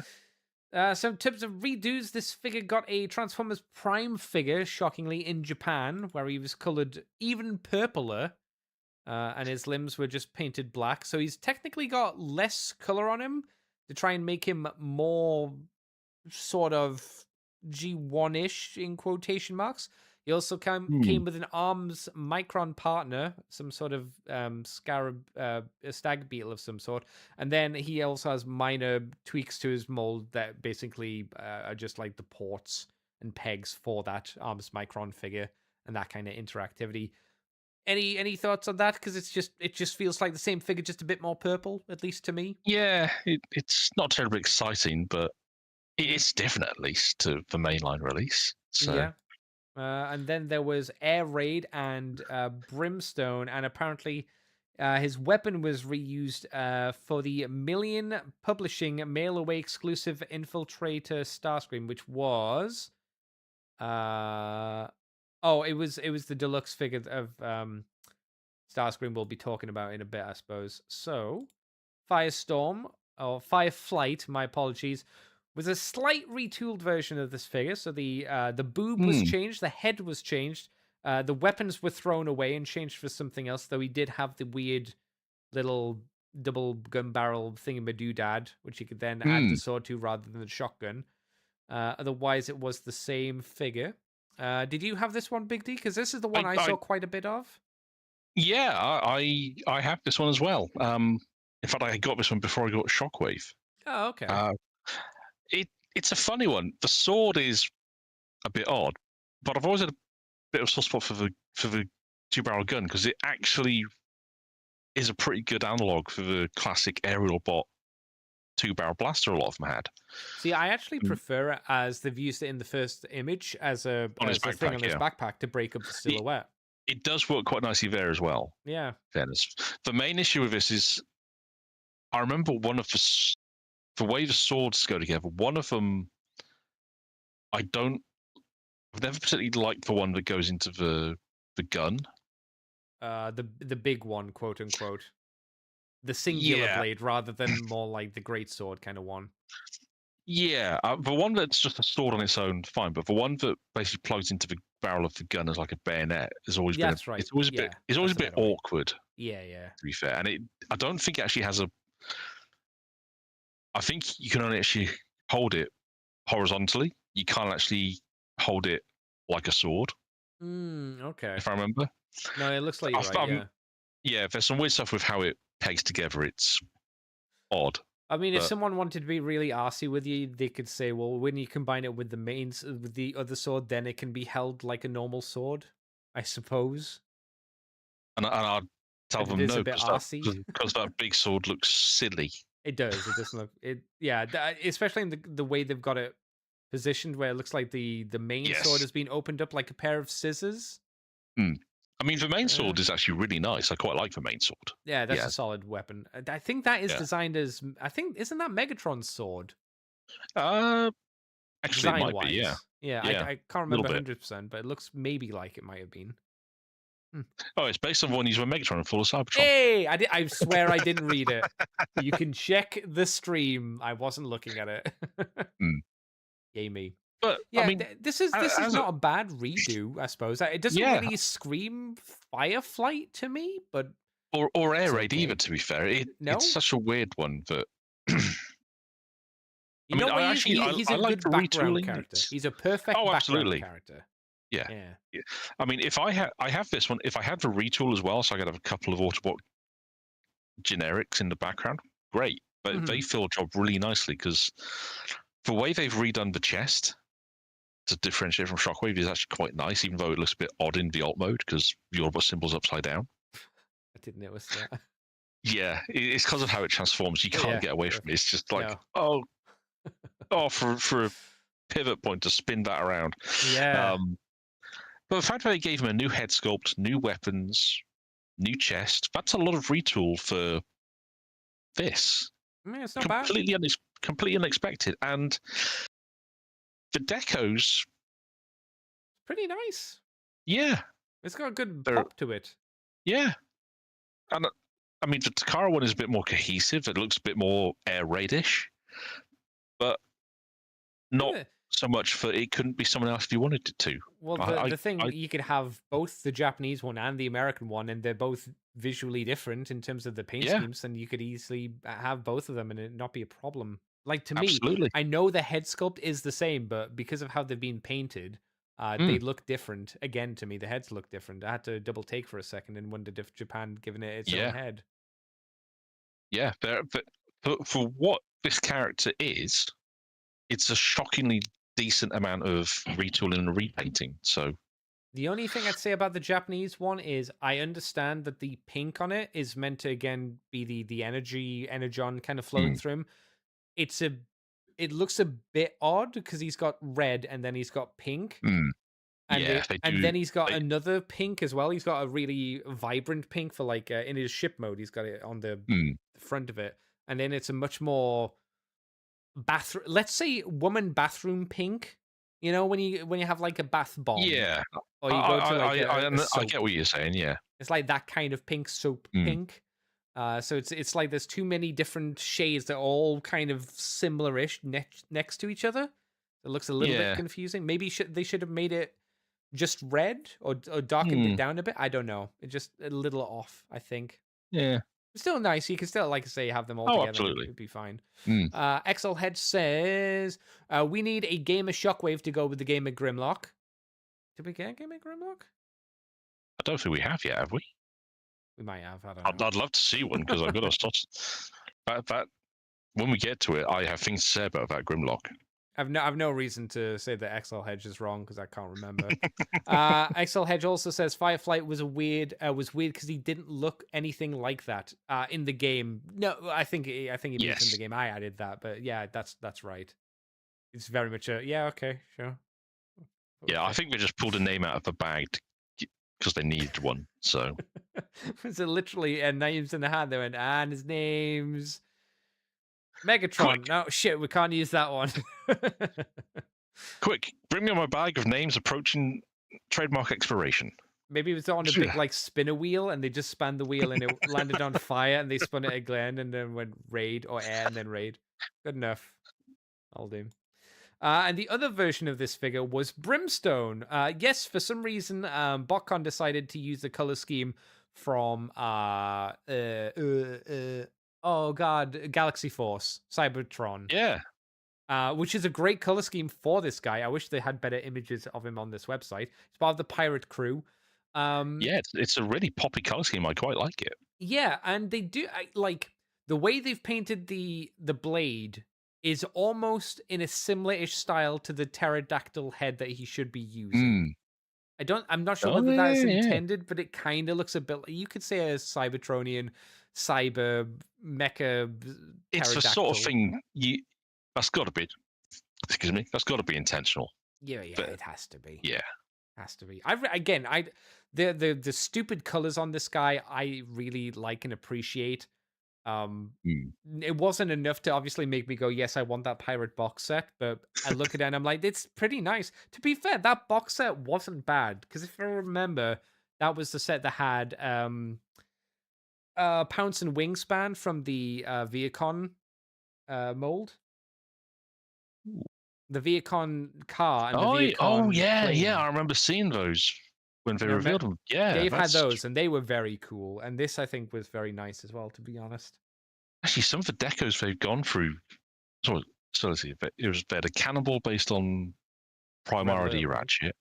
Oh, that was it. Yeah. Yeah. Varrock and Tornado based on Cyclonus and Nightstick. Energon Scorponok done as Pirate Scorponok with This Fort was the Max's Flame head. Wars one. This was the Flame Wars set. Oh yeah. Ah. Wait, did she? Well, no, wait. This is Flame War had a toy before this, I'm sure, because yes, because they used the. She had an Energon RC toy back in the day in one of the Yeah, in earlier box ones. 2005, and then I guess they decided to Yeah. re-reference it for the better figure, which was using the Deluxe RC figure. Which From Prime. actually, yeah, I remember seeing this one as well. Yeah, that's a really nice. Who's the leader for the set? Oh, that's right. Yeah, right. That's right. They got Freak or Fracas or whatever his name was, which was Cyclonus, but white. Yeah. That was the first time that had happened. Mm. It was the Scourge, who was DevCon, which I wasn't fussed on. The Orange Optimus Prime from Classics, which again I wasn't fussed on. And then the Scorponok version of Energon Scorponok, which granted was very cool. Mm. That was Yeah. very cool. This wasn't actually a Yeah. bad set, but yeah, Pirate Brimstone, not bad actually, pretty good. I wish we had Brimstone colors on more Transformers, to be honest. Yeah, it's a really nice color scheme. Yeah, Far better than. very 90s, but good 90s. Oh yeah. The monsters in my pocket green as well, which I like. Yeah. Unfortunately, though, Big D, we've gone from figures that were like, yeah, okay, there's some problems here and there, but you could probably enjoy them for like £5 cheaper than they were selling for. We're now on to the Combaticons. You know what's telling about the Combaticons? What? I have never owned these in any Why? interpretation. Not even the cheapy ones you can buy from TK Maxx or Home Bargains. Is there any particular reason why you don't own these? Just didn't like the fact that they were all deluxes, you know? It didn't feel Oh. right. Oh, I thought it's because they all looked like dog shit. I mean, there is that as well. I So mean, this is coming off of the Power Core Combiners. So Onslaught has Power Core Combiner cubes on his shoulders and on the back of his legs, which are a little bit on the obnoxious side. He is woefully thin. He looks like he's been living in a third world country for a while and came back and has clearly not eaten, as his arms are thin. His legs are reasonably thin as well. He looks quite gaunt, and not in the way you'd like him to look. Again, from what I remember, very cheapy kind of feeling and looking as well. Yes. I mean, I was at one point, I very nearly. Do you remember there was a third party did an upgrade kit for these guys? And the upgrade was basically a completely new Onslaught. That's right, and, yes. And then bits for everyone else. Didn't they have like boots basically to go around the legs? Yeah, they had boots for the boys, fists for the arms, and the Onslaught they did was it's a Voyager as well, wasn't it? The a Voyager, yeah, much better plastic quality. I mean, the set was. I mean, when it came out, that expansion pack was like £50, and this is like a decade ago, if not a bit later than that. And they did it in two. They matched both the decos as well. Yeah, that's astoundingly good. Oh yeah, and people I know I've seen who had it sing the praises of it. It was a really good upgrade. But it would have, to my mind, it would have meant actually buying this set of figures, which I really didn't want to do because I just didn't like. I liked how they looked in the game. I didn't like how these looked. They didn't. It is weird to buy. It would have been. I think it would have been very odd for you to have bought a really good third-party figure to then buy really shitty limbs for it, effectively. Yeah. And you It's know what's odd. really funny? Mhm. Until I was looking at all of these guys for tonight through these pages, I didn't know that these Combaticons could form arms and legs. I thought they were each locked to either an arm or a leg. I'll be honest, I don't remember that was the case either. But I had such little respect for these that, you can't really blame me. Mr. White says, oh Yeah. no. Oh no. Yes, Mr. White, it's these guys. And XL Head says, Pounce and Wingspan Voyage Viacons, blah, blah, blah, Viacons should be reissued in Generation Select. I don't know what the legalese is for doing that, because that's a fun pub thing. I'm sure they probably could if they wanted to. But I wouldn't be against that, because I think that was a great idea, and they were really nice looking figures. I mean, it's two decent toys in decent colors. Yeah. Yeah. I mean, I personally, I think that Viacon, both the aerial and the ground Viacons, should be much more available than they are. Yeah. Yeah. Especially the Air Viacon, because the Air Viacon was never really properly sold in America, not on shelves at least. I mean, I only have him because I bought that re-release they did of Breakdown. They did a special 2-pack. And I own it because I bought the APC Toys version. Which is quite nice as well, to be honest. Yeah. Adam White also says those poor Combaticons, when the thin, cheap KOs were the same build as the thin, cheap official models. That's fair. The ones you could get from B&M felt reasonably on par with these figures, to be honest. And at least for B&M ones, they're like twice the size, so they feel more scale appropriate. Why doesn't this have a link to the other molds? Oh, there it is. Retooled into Impactor. That's right, because for some reason they thought, hey, let's remold him and not remold him massively, just a slight remold into Impactor, where they gave him gigantic guns and they remolded his head, and he was colored to not look like Impactor. He was colored orange and blue. Yeah. And he had a new head instead of Bruticus's head for his alt mode. So yeah, these wreckers were. I was displeased with these wreckers. People were annoyed because they were like, "Oh, I get an Impactor. Oh, okay. Even if it's a shit figure, fine." And it's just it was completely obviously the wrong look for him. Like not even close. It's like, what are we doing? I mean, the thing that hurts is Ruination has Emirate Exron's head. That's cool. That's a fun nod. But then Impactor is orange with a purple head when he should have a yellow helmet, but then they all have extra guns as well. The wreckers have so much extra kit thrown in. Like we were saying with some of the other guys from these later waves, they threw extra kit in to justify the points cost because prices had started to balance out oil-wise. But it's just, oh God. Yeah. It's not good. It's bad. Yeah. So that's Onslaught. I don't think it doesn't look like there's anything specific that Japan had or got from these that is any different. I don't think. I mean, I think the only thing they might have, the colors were a bit nicer. You're probably right though. Yeah, it doesn't do much, does it? Not nicer colors. No. So that's Onslaught and Impactor. I tried to be positive, but there are limits even for me. Yeah, and unfortunately, Swindle was another kind of woof kind of figure coming in banana yellow. Obviously, a very famous Swindle being yellow. Not a desert color, but yellow. Well, his initial one was this weird beige with purple coloring, which wasn't much better, to be honest. That's true. Again, I'm not quite sure what they were going for. I mean, it's so weird because before this, the Combaticons had 3 sets of colors to pick from. Mm-hmm. You had the originals, you had G2, you had the Robots in Disguise options. If you wanted to be really obscure, you could go with Battle Gaia as well. Yeah. I don't know why you would, but you could. But I mean, these guys, they didn't look like how they looked in... These weren't the colors they had in the game. Not to my memory of the game, anyway. Do you mean the original release version? Yeah. beige kind of colored one. Yeah. Well, even the re-release didn't really do it for me no, for that's color fair. wise. Yeah. And, I'm looking at these. I'm getting angry just looking at them, to be honest. Because I'll give it to the Swindle.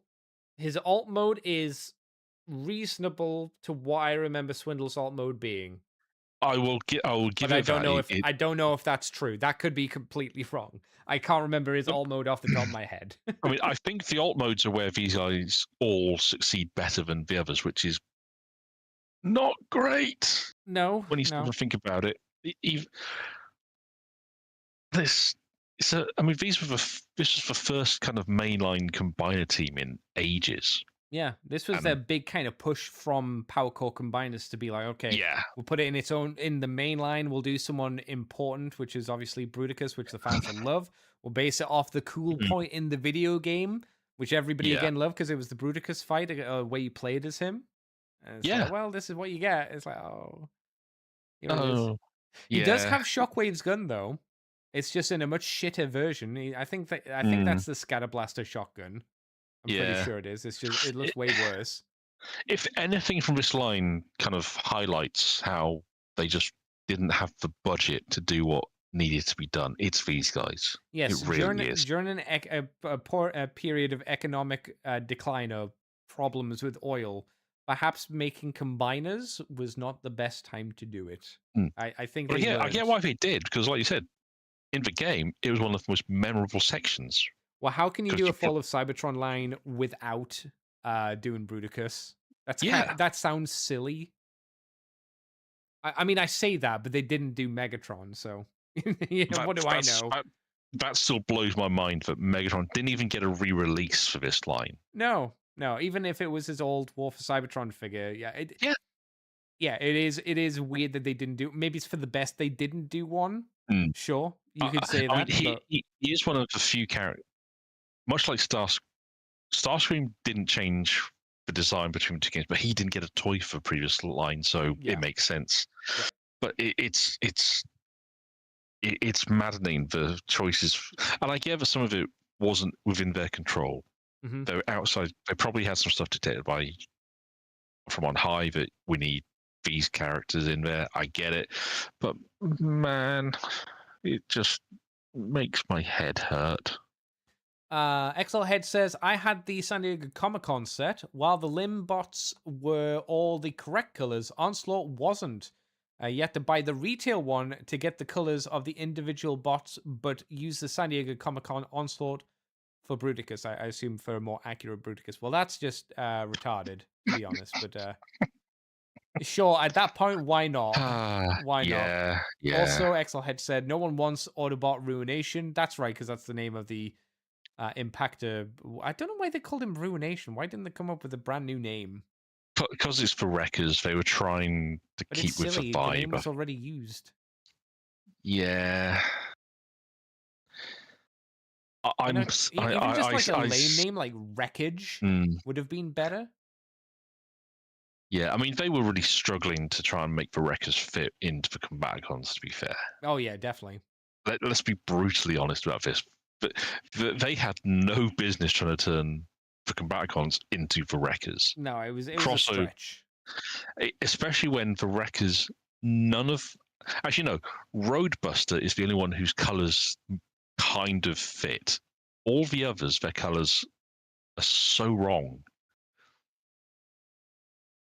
And given the Wreckers are not a team at this point who had a great deal of toy exposure, they only have one set of examples of how they're supposed to look. Yeah. XLHead says, yes, this Bruticus can scramble city and be arms and legs. And Mr. White says, Swindle's shoulders seem to come out of his chest. What it seems to be is, I think they're on bars. So they'll move up and down. I don't know how they do the transformation, but they'll swing up and down. I'm hoping they'll clip into somewhere so they don't move up and down freely, but I'm not sure about that, to be honest. So Japan did their redeco. I think the Japanese redeco is much better. It's in metallic-y colors and the correct colors. It doesn't make the mold any better, but I think visually compared to the American versions, this looks nicer. Oh yeah, but it looks nicer, even if it probably isn't. So Yeah, give the them mold can that be at shit least. though. Yeah, so that's something. And then, as you mentioned, Roadbuster. This isn't Roadbuster. This is like this is what's his name? The Action Master, Gut Crunch. Is that his name? Way more Gut Crunch color scheme because this one is primarily green, then with a little bit of orange. Where at least in my mind, Roadbuster's Roadbuster should be mainly more orange. with bits of green. Yeah. Yeah. Yeah.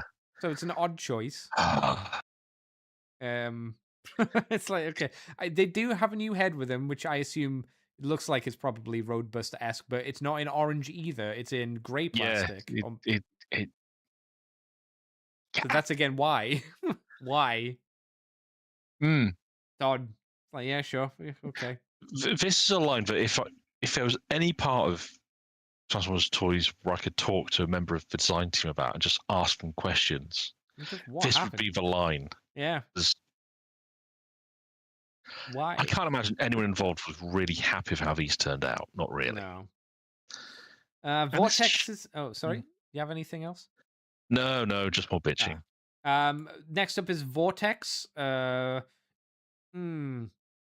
Is Vortex the best of them? Robot-wise and vehicle-wise.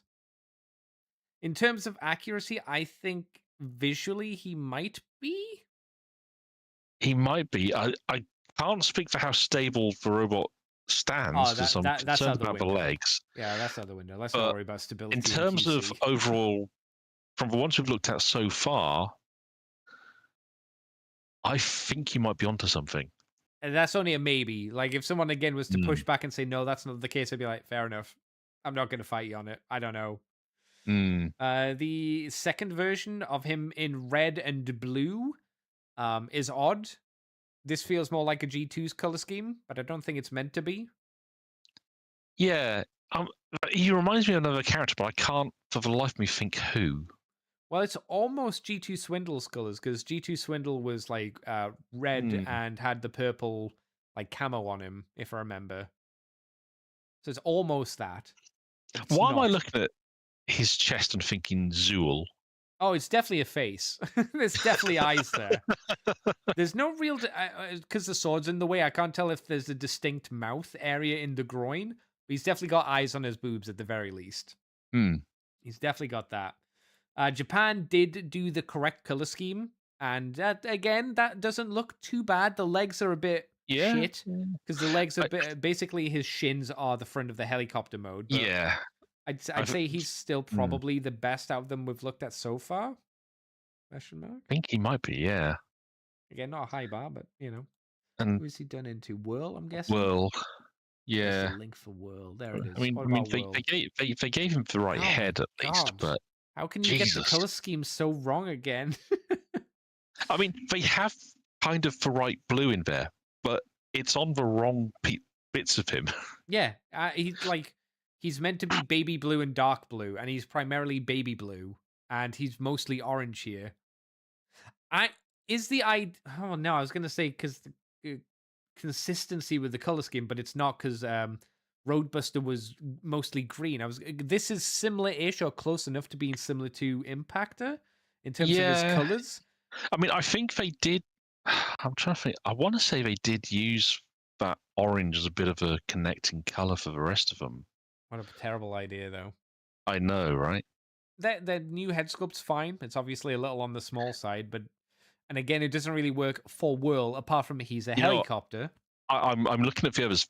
The other two do have a bit of that orange in them. Not as much as the others we've looked at, but it is in there. And it's weird that that's the choice they went with. So everyone must have orange in them, even if it doesn't represent them.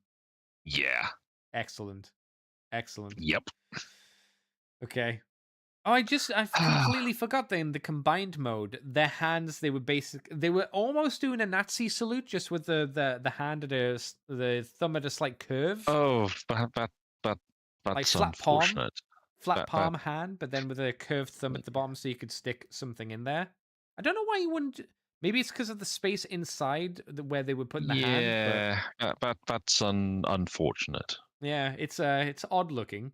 I'm sure they're not trying to make a Nazi salute. It's just one of those things that you notice and go, oh, you could be a bit edgy if you wanted to be with this figure, I suppose, posing it.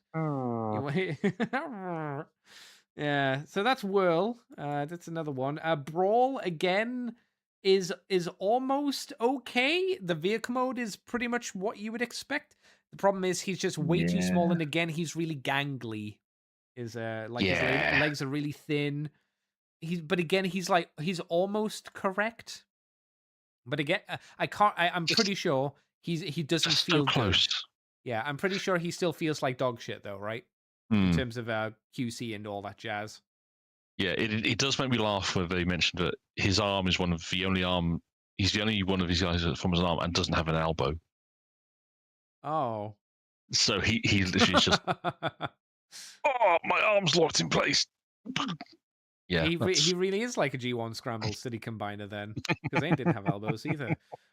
The arm mode doesn't look too bad, because it's got it does literally just have a tank for a shoulder pad.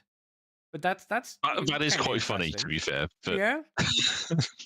Okay, yeah. The leg looks awful though. I'm assuming they're showing us the back of the leg rather than the front of the leg for some reason in that photo. But I think so, yeah.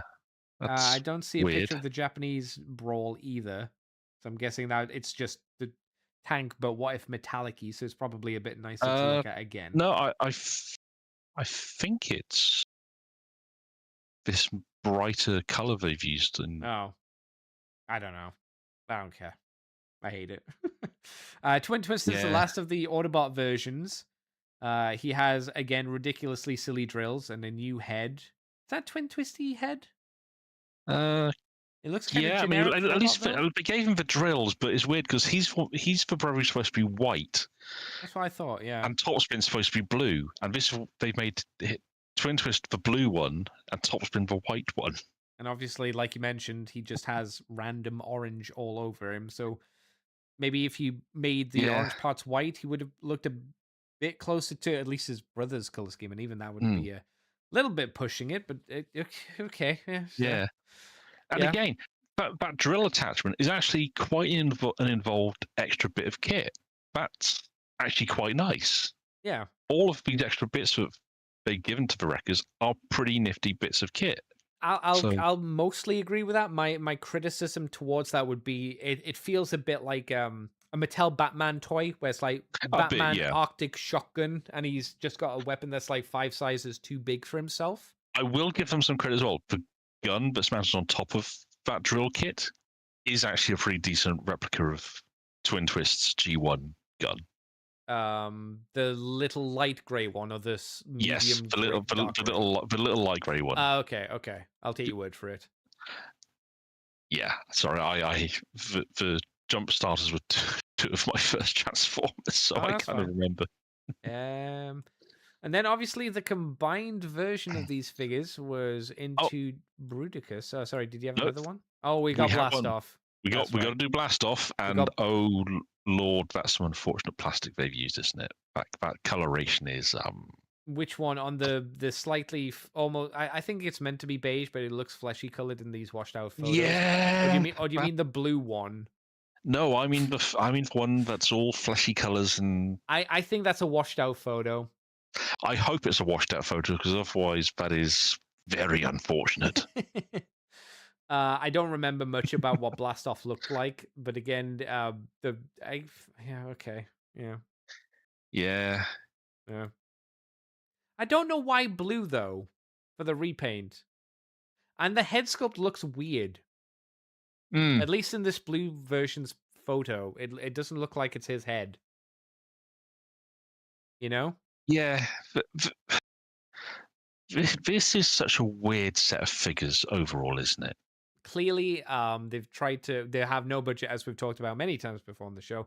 No budget, trying to do a combiner with issues all over the shop, and it just doesn't pan out. It turns into this horrible mess. Who is he for the Autobot side of things? I'm trying to find the link. Oh, there it is at the bottom of the page, unlike the other ones. Okay, so that's like that's okay. I mean, he has for head sculpt again. The head is an accurate version of Yeah. G1 topspin. That's Yep. actually a really nice head sculpt. He's a little too white. Yeah, his and Twin Twist colors should be swapped. Yeah. The Wreckers feel like they had an idea, someone on the team knew what they were doing, and then someone else. Need orange in it. Need to make it cohesive. Put orange Yeah, on it. they handed it off to someone to do the colors, and they really did not give a crap. Orange in it. It's good enough. It's like, okay. Well, it's not that. It's All not even. It's the fact they've not even gotten the right colors for each of the members. No. Twin Twist, whatever. The same thing, isn't it? If the Wreckers had at least been in accurate colors with this little spot color maybe scattered throughout them, I think it's still not a great set of figures, but people could have forgiven a lot more than what these allow them to. Because sweet baby Jesus. Okay. So the flesh colored blast off isn't flesh colored. It's part of this. Oh, thank God for that. It was part of a gift set. So the blue blast off was the original individual carded release. That's the same for the banana colored version of Swindle as well, and the red and purple Vortex. So all of the single release versions of Bruticus were incorrectly colored, basically apart from Onslaught and Brawl, seemingly. Nice. And combined together, they make a again, like all the individual limbs, they were a gangly mess. Combined together, they are yet again a gangly mess. I'm sad to say, it reminds me a little bit of what, not as bad. Sorry, this is worse than, so the other example is better. A little bit like Power of the Primes Combiner Wars Volcanicus. Like the shoulders are too far apart. They're kind of sticking further out than they should be. The thighs are very thin, connecting onto the smaller limbs. You can tell that these connection points are way too small, which is why for Combiner Wars, they beefed the size of those up considerably to help make it look a bit more natural and probably a bit more secure. Did you have any of these? Did you say? I can't remember. My brain's bad. I had none of these. Okay, and honestly, looking over them, I don't regret that at all. So my question is, Excel Hedge, because you mentioned you had them. Did any of the power cord joints, let's just call them power cord joints, the little cubes, are they on ratchet joints or are they on friction joints? Because obviously for Combiner Wars, they're ratchet jointed. It looks like they might be, because if you look at the knee for the Bruticus figure, you can see there's like indentations on like half of the side of the knee. But I'm not sure if that's just like part of the design or if there is like a really small ratchet joint isn't there and clicks as you move the leg or not. That is a good question. Because if they're not ratcheted, that's even more pressure on very arguably quite small joints. Which isn't great. I mean, in this one photo, to me, I'm not sure if it's true, but it looks like Vortex is bending the plastic of the shoulder he's connected to. I don't think that's the case, but it certainly looks. It looks it, doesn't it? Yeah, it's odd. It's very odd. As mentioned, there were two versions. There was the gift set version, which was the more accurate version, and then there was the non-accurate version. I guess the more accurate version was, quote unquote, better. In terms of being more accurate, I suppose. Japan had their version, but I don't see a fancy image of it. And then there was Ruination, who certainly is a thing. Yeah. As you said, it looks like just a mess. And I would agree. I don't think this thing sold. I don't think either of these things sold desperately well. I mean, I know I saw them on the shelves in Toys R Us, certainly the Combaticons.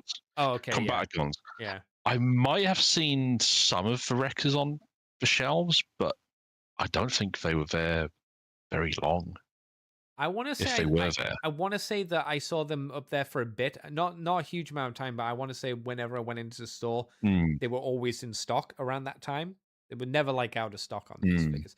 But again, this is from a long time ago, so memory shit, you know.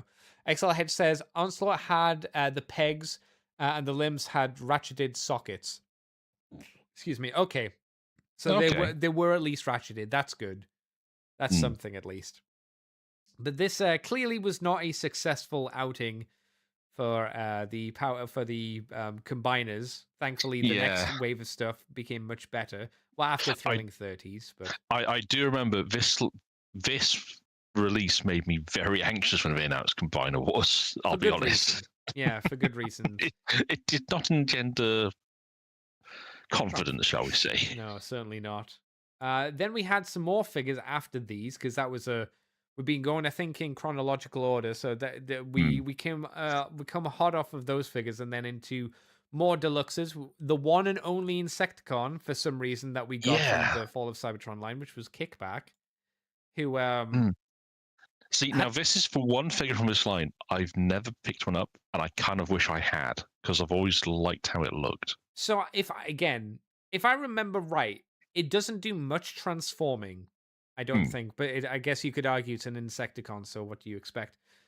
He has his giant crossbow disc launcher, which again feels very Batman-y, like too big for what it should be. But at least the robot mode looks good, I would say. Yeah. They got that, and the bug mode looks reasonable. It looks like a Cybertronian bug. Yes. Again, how accurate it is to the game model, I can't remember, so I don't want to say definitely is. It definitely isn't. I will say that the robot mode, good, looked solid enough.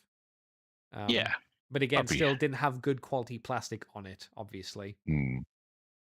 Didn't have a redo, apart from in Japan, where he was tweaked a little bit. I think the idea was they were trying to make it look...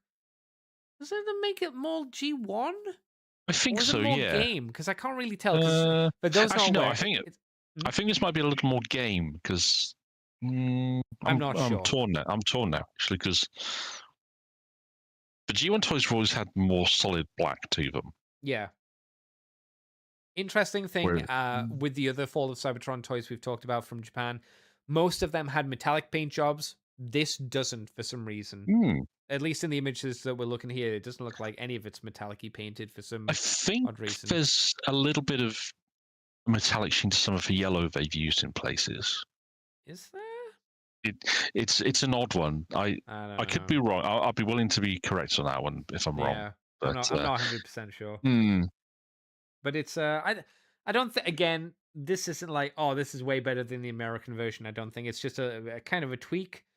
And I can't tell if it's closer to the in-game model or not. Yeah, I mean, it's another one where if you wanted a couple of Insecticon goons for background filler, and he had both of these. Yeah, I guess. You're laughing because they don't look identical. Yeah. So they're close enough that you could have one as a hero unit. Yeah, that'd be fine. You probably have to use the hero one as the Japanese one because you wouldn't really want to army build the Japanese one. I would say. That's crazy. XL Hedge says, again, why are they using Bruticus's backpack as a gun for the combiner figure? I guess it was just like, well, I guess it's something you could do if you wanted to. Also, XL Hedge says, I'm only mad they give us all 3 Insecticons. I'm only mad they give us all 3 Insecticons. Probably they didn't give us all 3. Yeah, I mean, at least some of the third-party companies stepped up on that score. Yeah. So it is odd that they just did the one. That was weird. Why Kickback? Well, Bombshell, maybe Bombshell and Shrapnel, maybe, and this is pushing it, maybe they didn't do them because of rights for the names. I mean, they did especially for Bombshell. The funny thing, they do mention in the article that Kickback's the only one who still has his G1 name in the game. Oh, so that's there was right. a rights issue for the names. Yeah. So if that's the reason they didn't do toys of the other two, that's kind of asks, because they could have still called them by the names they're known as in the game. Wasn't one of them called Surely. Hard Shell? They called Bombshell that periodically. I don't know if that's what he was called in this game, though. No, I can't remember. I don't even remember if they were quote unquote named. Shot. I think they were quoted as the Insecticons, but I don't know if they were named as. Yeah, I mean they gave them. Bombshell was renamed Hardshell. So hey, what about Shrapnel? Sharp Shot. Which right. I mean, they gave him for verbal tics as well. So yeah. in the It's all gaming there. space, certainly Oh yeah. they certainly cared about making sure they were the Insecticons. But Yeah, they just yeah. reuse the names for whatever reason. Yeah. Well, for rights issues. No other redos of that. So we've got Starscream now, who for some reason got a few redos, unsurprisingly. It's the deluxe version. Did this? Starscream had you redos? No, That was I some know. pretty. If I remember,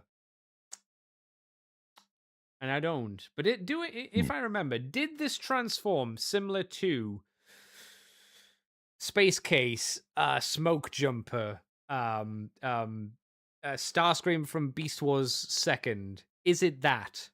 I think it is. I think there was a little bit of that to him. It's certainly not John necessarily quite Starscream. how. Yeah, it's not altogether how you would expect Starscream to transform. But I don't dislike how this one goes together. No, I just I've always had a remember bit it of being quite messy underneath, as per usual. And again, he just doesn't feel great, but he did come with the chain Gatling gun, whatever that weapon was called. And was they quite are nice. blinking huge. It is which is odd, great. though, because there was the null ray in the game. Yes, that is quite funny, but he doesn't have his null rays. Grant, it was a sniper rifle, but you literally could just make 2 null ray guns and give them to him, because why not? Why the chain Gatling gun? Meh. It's odd. I did like the gimmick with the chain Gatling gun, where if you rotated one barrel, the other one moved as well, because they were on 2 gears. It was quite cute if you stuck them together and they did that. Yeah, that was a nice touch. Not needed, but it was fun. Yeah. I don't think, again, I don't think this is a terribly bad figure. I'm trying to think, how does this stack up compared to the Voyager? In terms of how it transforms and looks and feels and all that jazz. I'm not entirely sure. I remember seeing the Voyager and thinking it didn't look like a massive upgrade from this. I think maybe an issue with this figure is in vehicle mode. You can see they've just turned his head around. He is just kind of looking at his groin. You know what? I'd not looked at the Studio Series version in a while, and I'd kind of forgotten. Ooh. Do you have the Studio Series one? No, I don't. I'm just looking at the pictures from further down the page. Yeah, it's not a great Studio Series figure. Honestly, if I had the choice, I'd take the Generations version. Even with the bad QC plastic? I think so, just because, I mean, the alt mode, I like the alt mode better. Oh. Because the alt mode they've gone, the Gamer Edition one, is so chunky. Yeah. And I don't understand why it's so hefty when it didn't need to be. I mean, because I mean, what really sucks is that with this Fall of Cybertron starting we have in Generations, yes, the QC and the plastic is an issue, but it's actually not a bad representation of the game model in plastic form. No. It's got if that was upscale, that's Voyager. Give it better quality plastic and QC. Give it a bit more of an involved transformation as well. Yeah, and that's it. That job done. Yeah. Get the beers in. I mean, Planet X, when they did their Fall of Cybertron stuff, their Starscream Seeker mold looks. It's not. There's a lot more to it because it's a lot more involved, a lot more engineering. It's like the leader class or bigger. Yeah. But it looks like this one, and so it looks like the character in the game. The problem with, and this is from a lot of folks had with the Gamer Edition Studio Series stuff, is that they don't actually look like the characters in the game. Or none of them do. They're all. I mean, Prime is so pumped up, it's not funny. Yeah. Megatron might be the most successful, and even then, he's not great either. Brilliant. Yeah. Starscream has some weird choices going on. Looking at it, which I'd forgotten to be honest, because I hadn't really looked at the Studio Series Gamer stuff too closely after my experience with Prime. It's just so weird that Sideswipe looks great in Studio Series. Yeah. But the rest of them I've seen. No, I'm impressed with. No. I'm actually. I mean, like I say, I still have the Skywarp repaint of this mold on my shelf, toy hacked up, Of course. and I mean, at one point, I was treating this as I was basically had the core 3 Seekers in 3 different molds. Hmm. I mean, I have all the classic Seeker mold on a shelf, but for my representation of Starscream, Thundercracker, and Skywarp, I was actually using 3 completely different figures because I just liked how they worked, as each one is a version of those characters. Hmm. You know? Yeah. And in the Generations line, Skywarp's actually really nice. I've never had an issue with it. So I'm guessing they improved the plastic quality slightly when they were doing it, but Could be. it's a decent representation. It just sucks that the Studio Series it doesn't look as nice. And that's really weird when we're talking about a generation compared to a Fall of Cybertron figure, you know? Yeah. Especially when from we've the been amount of years. Yeah, and you were Yeah. about to say since we've been ragging on it too. Yeah. Which you're right, That's so weird. XL Hedge says, "What do you mean, Andy? I consider 2 massive chain guns mounted on his forearms to be an upgrade." That's not an unfair statement, but Yeah. please remember that the level that you play Starscream as in that game, you're primarily the idea is to fly around the level with a null ray, as That's it's true. a huge level. Like, I'm pretty sure that's the gun he starts with, because why wouldn't he? Also says, chain gun's better than Gamer Edition mace. No, I would agree with that. The mace, like, granted that he does use a mace in the game, but I'd rather the chain guns. And if I remember, the Studio Series mace didn't look great either, right? No, it doesn't look brilliant. It's a Again, big fat wad of plastic. Again, Planet X used that mace for their version. It looks a million times better. Yeah. Admittedly, you're paying for it, but still. So, other versions of this mold, it will surprise you to hear that Skywarp and Thundercracker were done out of this mold. Oh, yes. Thundercracker's I think a bit flat, to be honest, compared to Thundercracker, to Skywarp. Skywarp's got black and purple and all those colors on him, while the Thundercracker he's just got gray, nothing really to break up the blue. I think that's maybe you could. I think they probably could have done something to make it a little bit more interesting. I know that's I'd agree with that. Yeah, Cracker looks like Thundercracker, but you're right. There's not enough there to break up some of the, especially on his legs. There's a lot of unbroken blue. Yeah, bit of a shame. Doesn't help that they colored his weapon mostly blue as well. Yeah, the chain gun barrels probably shouldn't be in blue. It does make it look like a Nerf toy. If you look at Skywarp and Starscream, theirs at least have. Oh, they got like a black bit going in through the center. So Skywarp has purple barrels, but there's the dividing section between the barrels is in silver. Whilst on Starscream, he's got white barrels, but with a red divider between the barrels. Yeah, Cracker's not got any of that, which is kind of weird when you think about it. But they've just skimped out a little bit on him. That's fine. Fuck him. Okay. Thanks, it's Thundercracker. Yeah, no one likes him. He's the lesser of them. Japan got their versions, and they are more accurate. They got rid of the flat plastic for a bit more of a metallic-y gray plastic. I don't think they painted him up, but the Starscream looks fine. Skywarp, I think the American one looks a bit better because they've got more just flat black on that one. Yeah. But this one's the Japanese one. I think is probably more accurate. Again, cast in more gunmetal shiny plastic. Yeah. Right? Yeah. What about I'd agree with that. Thundercracker looks better. Hey, look, they've done the thing that you mentioned with his gun barrels. Aha! They did the thing, and it looks way better. They've also, it looks like they've.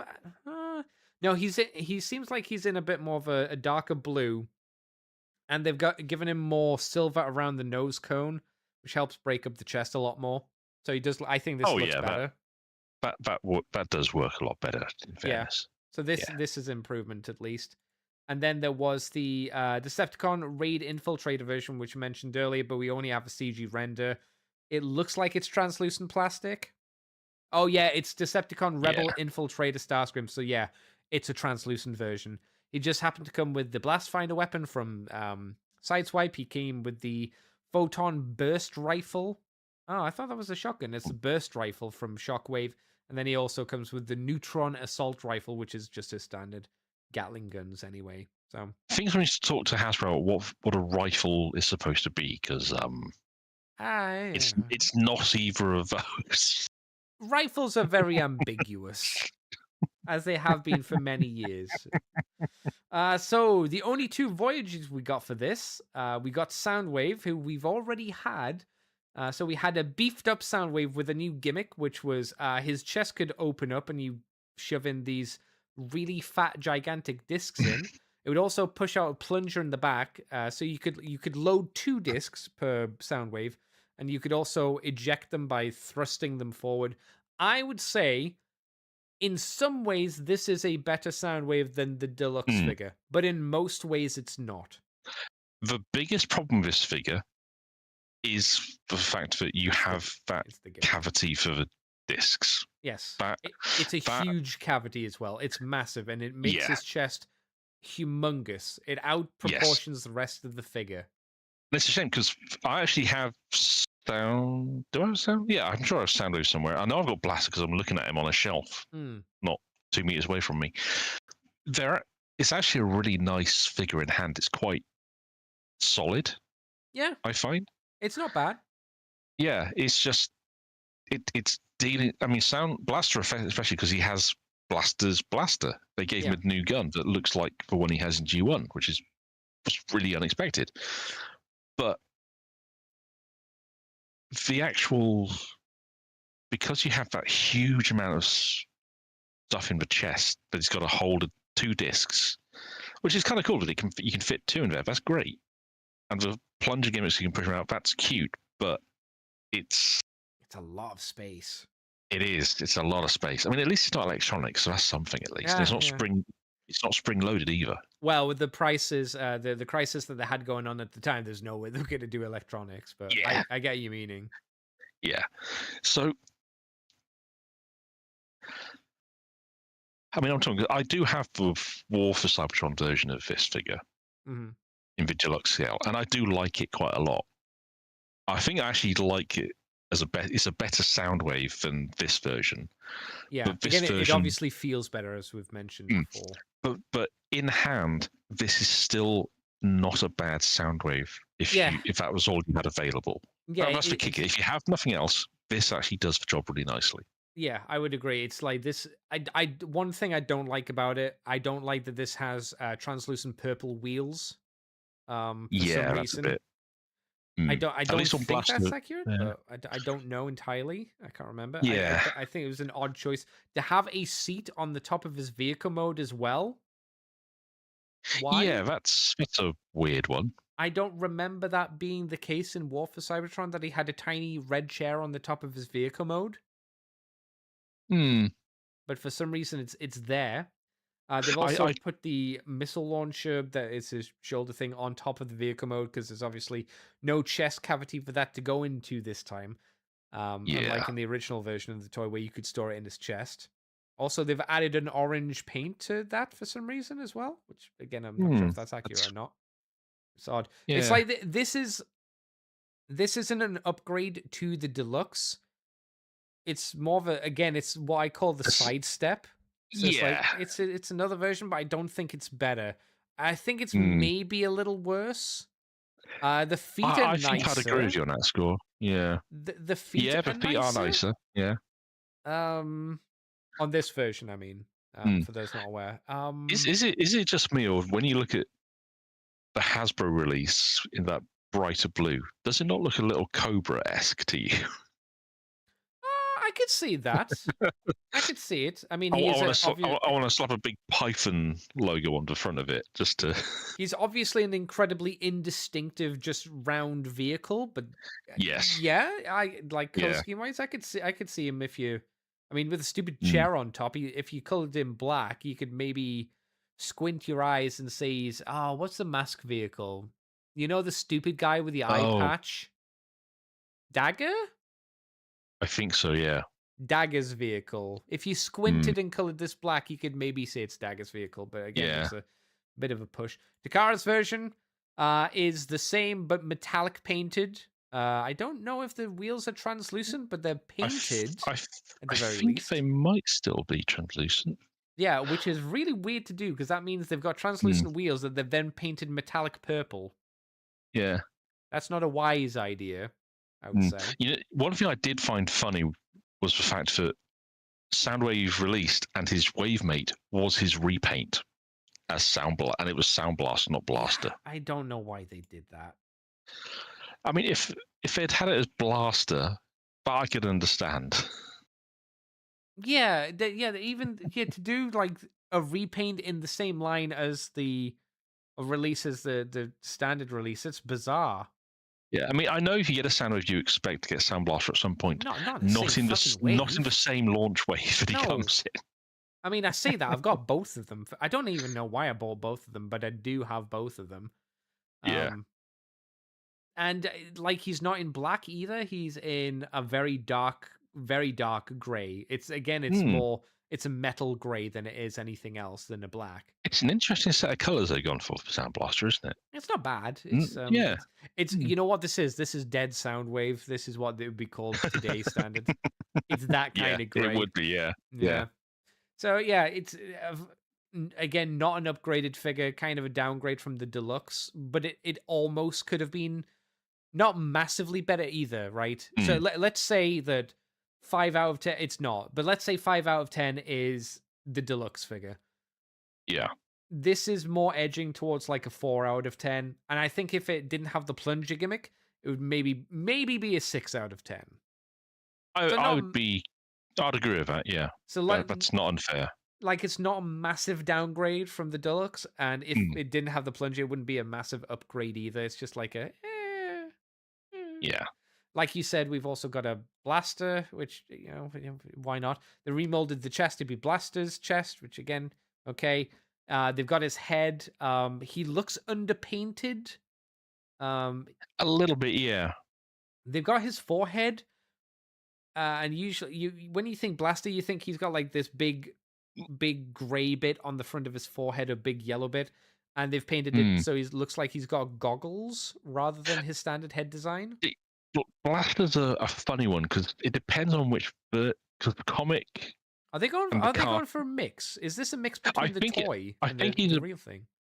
I think he's a blend between the toy, the comic, and the cartoon version. So the cartoon always had a very smooth helmet, just with the ears. The toy version, you had the goggles instead of over his. They were always over his. They were his eyes, basically. Yeah. So I think they've kind of tried to blend the two together, which I get it. I don't think that's a good compromise, though. Yeah, I mean, the face sculpt is actually not bad. It's a decent face sculpt, but I think the way they've painted it as well does now. If it had just been purely in red, maybe there's a little bit of a wash to pick out the details where the hollows are, that might have worked, or if they'd been in a darker color rather than gold. Maybe. But yeah, I mean, the saying that this was actually for a good chunk of time the only mainline blaster out there, which is well, why not? Yeah, and I think the next one we got was the Titans Return leader class, which still that was just too. Was it Titans Return? No. Was it Titans Return? Yes, or was it part of the Titans Return had right. Soundwave and Blaster. Yeah, I couldn't remember if they came out in Titans Return or if they came out in Powers of the Prime, but you're right. Yeah, I mean, it was what? It was Kingdom before we got Blaster in a. Before like a real Blaster, real GM Blaster, yeah. And that was even just Blaster in that scaled with everyone else. Yeah, it was odd. Yeah. And the last of the figures for tonight is everyone's favorite Generations Fall of Cybertron Grimlock. He wasn't disappointing at all for one of the most iconic characters in the game. Who did have lights in him for some reason, right? Yep. Yeah, he did have a light up gimmick. I don't think it was battery powered though. It was a weird gimmick he had. Oh, it wasn't battery powered? I think it was kind of like a friction light. Oh. If I remember. It was a very odd one. but I do know that this figure I ended up. I think I bought 2, maybe 3 upgrade kits for. Oh my god. Yeah, I don't have any. I've got the Planet X Oh version instead. god. You bought 3 upgrade kits and you don't have it now. Yeah, I bought a bigger Oh, sword and no. shield, Mhm. and there was a kit that basically plugged into his chest in beast mode to Oh, basically okay. cover up the hollowness. Right. And in Robot, it formed the classic G1 wings. Right, okay. I can't remember who made it, but it was kind of a nifty look at it. Just kind of like plugged into the beast mode, and you could just leave it there. So you mentioned the hollowness of the chest, and I think the hollowness in quotations would probably from again, I never had this, but I remember people talking about it. I think that's a pretty decent way to describe this figure in general, right? Yeah, Very it hollow. is. Yes, there's a lot of things where you look at and what in hand. There's a lot of to be disappointed by, especially as it's actually a really nice design. It's a great design for Grimlock. Well, this is why everybody was pissed off with this figure, because everybody liked Yeah. Grimlock in Fall of Cybertron. Yeah. So what were your issues with it since you actually own this figure? Okay, now if I remember rightly, Sorry. if I remember rightly, he didn't have a waist swivel because the chest was basically a solid piece because you basically had cutouts for translucent pieces that were affected by the lighting effect. Oh, okay. Yeah. The sword and the shield were too small. Yeah. And the beast mode, you had to actually stand him like he is in that picture, because if you stood him more upright, like you'd want Grimlock kind of look, if you wanted to have him roaring to the heavens, you just had a massive gap in the back of the chest. Oh. In fact, the back of the robot chest that forms his torso in beast mode. It's a real shame because there is quite a bit about this figure to like. There's some really interesting engineering in place,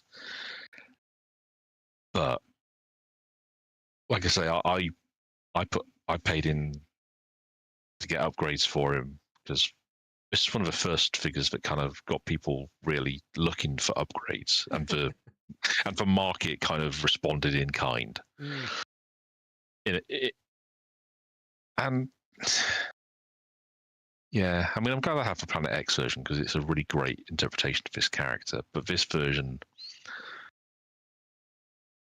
it was a disappointment. I won't lie. Were there problems with his knees? Because his knees don't look desperately good. It looks like they're on a giant hinge system. Yeah, because the way they've got him here, I don't think that's how I had mine. Because I think I basically bent the knee forward at that lower joint. Oh, so the main knee joint was closer to the actual knee. Yeah, but it didn't really lock in very securely. If you did anything to legs, you had to make sure you were holding that in place. Right. Okay.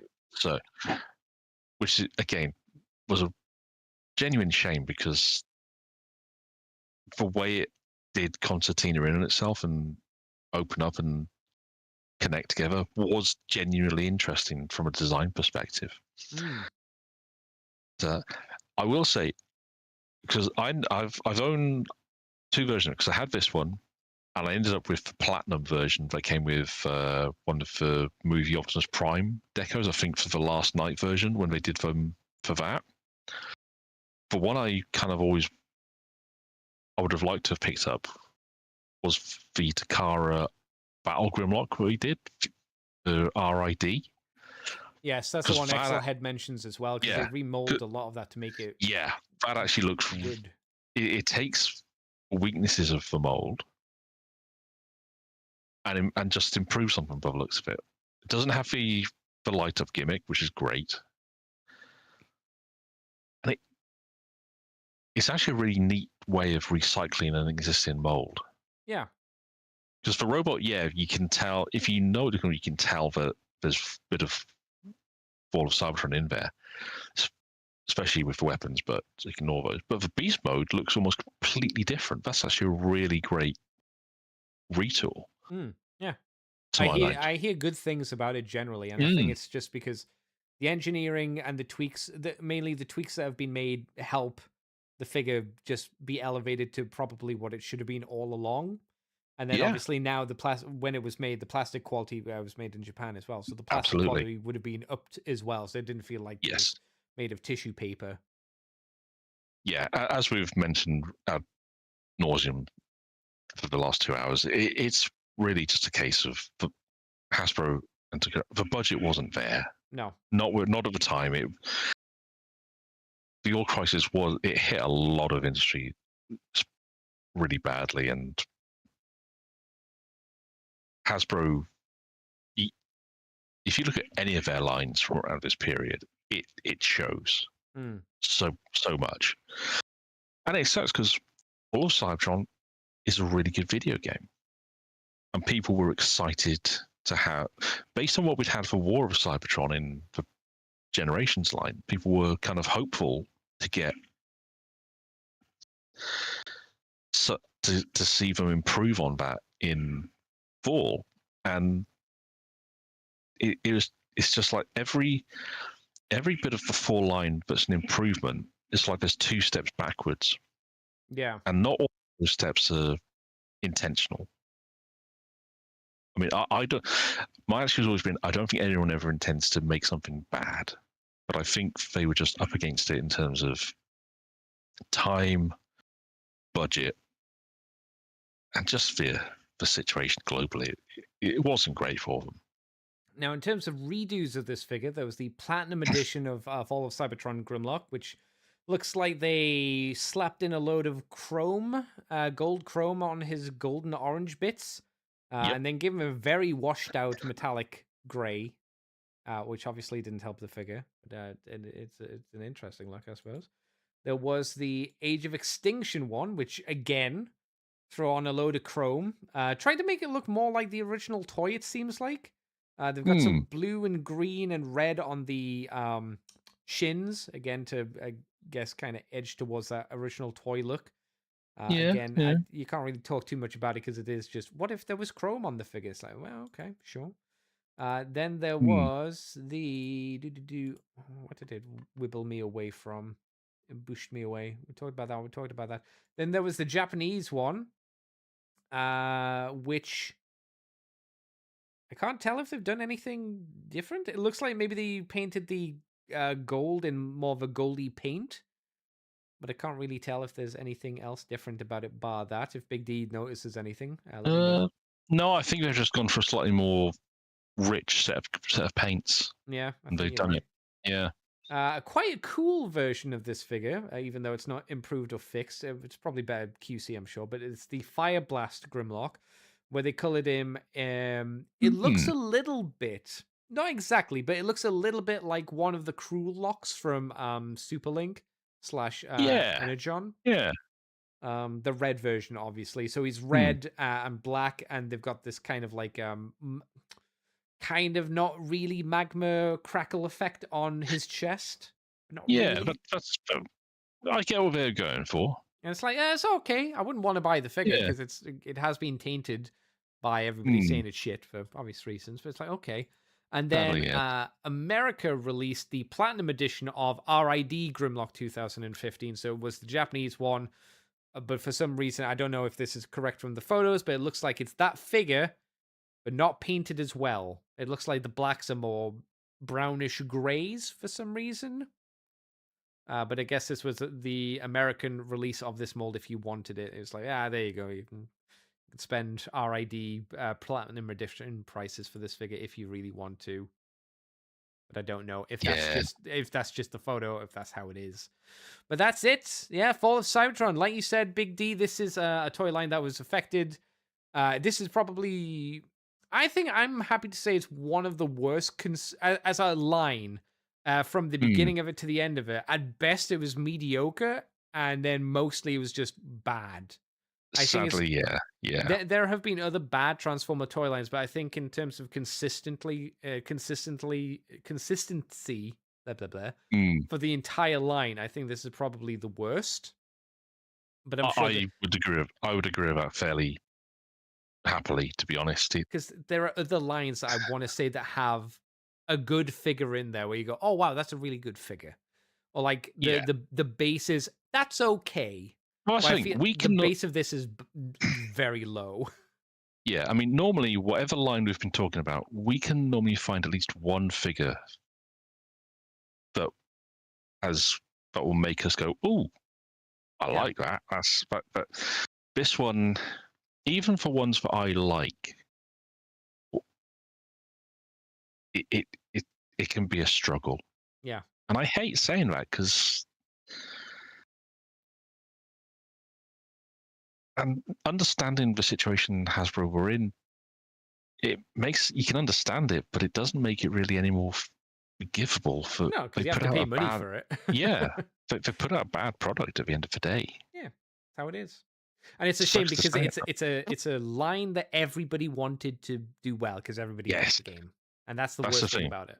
Yeah, that's the worst bit. After what we had for fall, people were genuinely excited to get more. And when they announced the line, people were quite G'd up because the game was getting people excited to hear about those. They're making it a full line, not just a couple of 4 figures in as part of the generations. It was a full subline. And yeah. What was the game that came after Fall of Cybertron? Was it Rise of the Dark Spark? Is that what it was called? You know, the crossover with the movie verse. I think it might have been, yeah, because I know High Moon had plans to do a third game. Yeah, and then Hasbro fucked them with the movie. Yeah, and told them it has to be a movie tie-in or an aligned continuity tie-in, and that kind of messed them around big style. The reason I bring that up is because if they did a toy line of that game and it was bad, and we'd previously had a good line of Fall of Cybertron, I don't think people would have minded as much because it's like, okay, we had the good Fall of Cybertron line. The game was already shit, so we don't need to worry about the line being good. Okay. I think that would have been a bit more. Yeah. Still wouldn't be good, obviously, because people would have still been buying mediocre product, but at least you would have had your good figures previously in a theoretical other universe. Yeah. And that would have been absolutely. Quite nice. So yeah, that's it. XL Hedge says, I read that. Sad to say, the Grimlock RID mode. That is us done for today, Big D. Thank you for joining me and having an extra half an hour to talk about video games. That was fun. No problem. I'm always game to have a natter. You game for talking about getting very good. Yeah. Where can people find you on the internet, Big D? Oh, I am everywhere as David Kelly. Look for the weird Welsh spelling if you desire to seek me out. I'll probably say hello if you give me a wave. No promises, but might do. Over on the Fluff and Hammer, I am Mr. Gruff's regular cohort for the Deeper Dives podcast, where we find an article from White Dwarf or one of its tertiary publications and go deep and dive and try to stay on topic. Normally fail on that one, but we do our best. And then alongside our esteemed Mr. White in the chat, I do Fluff and Busters, where we find a film and we record a commentary. And we put it out there. And hopefully people seem to vibe with it. So I think our most recent one we put out was RoboCop. We've just recorded the original RoboCop. Good. We kind of had to, given we'd done Dredd and Judge Dredd. You could have been really controversial and done the remake and be like, wow, this is a really good movie. And everybody would be like, you're a liar. Actually, no, I tell a lie. The most recent one, I think, was Split Second, which was one I did with Gruff last year. Which is Split Second? I'm thinking of Gone in 60 Seconds with Nick Cage, and it's not that, obviously. No, this is an early 90s sci-fi action movie with Rutger Hauer. Oh, okay. Set in a waterlogged London. Oh, but not Waterworld. No. Okay. Although Waterworld with Rutger Hauer and Dennis Hopper, I would watch that film. But most recently we've just recorded Dark City this past week with Mr. George from the main Fluff and Hammer, which was delightful. Can't wait for that to get out, folks. I'm sure Mr. White's in the process of editing it now, and I think he said he's trying to avoid a nervous breakdown, which is exciting. Yay! But we're going to try and get some more stuff into the works as well. So yeah, that's me. And you can find me on Twitter, Twitch, and YouTube as Decayed Andy. You can find us here on the Moonbase 2 podcast. And like the people who are very kind enough to join us tonight, you can find us on a Sunday at 9:30 in the evening UK time, whatever that equates to with you. Again on YouTube and again on Twitch. Decayed Andy for Twitch and Moonbase 2 Transformers podcast for YouTube, as you can find everything Moonbase 2 related by just going to Twitter, Twitch, YouTube, Facebook, Libsyn, iTunes, Moonbase 2 Transformers podcast into Google. You'll probably find us. If you wish to donate, I think there are links to Streamlabs in the YouTube links below if you want to help out the show. That would be appreciated. No need to if you don't want to. But yes, thank you, Big D, for coming on by once again. And thank you, everybody. Always a pleasure. Yeah, we'll be back next week for the news. I don't think anything newsy kind of happened this week. Really? Don't think so. I don't think so either. Not off the top of my head. But until then, thanks everybody for coming on by. And thank you, Big D. And we'll see you guys next week. Bye-bye.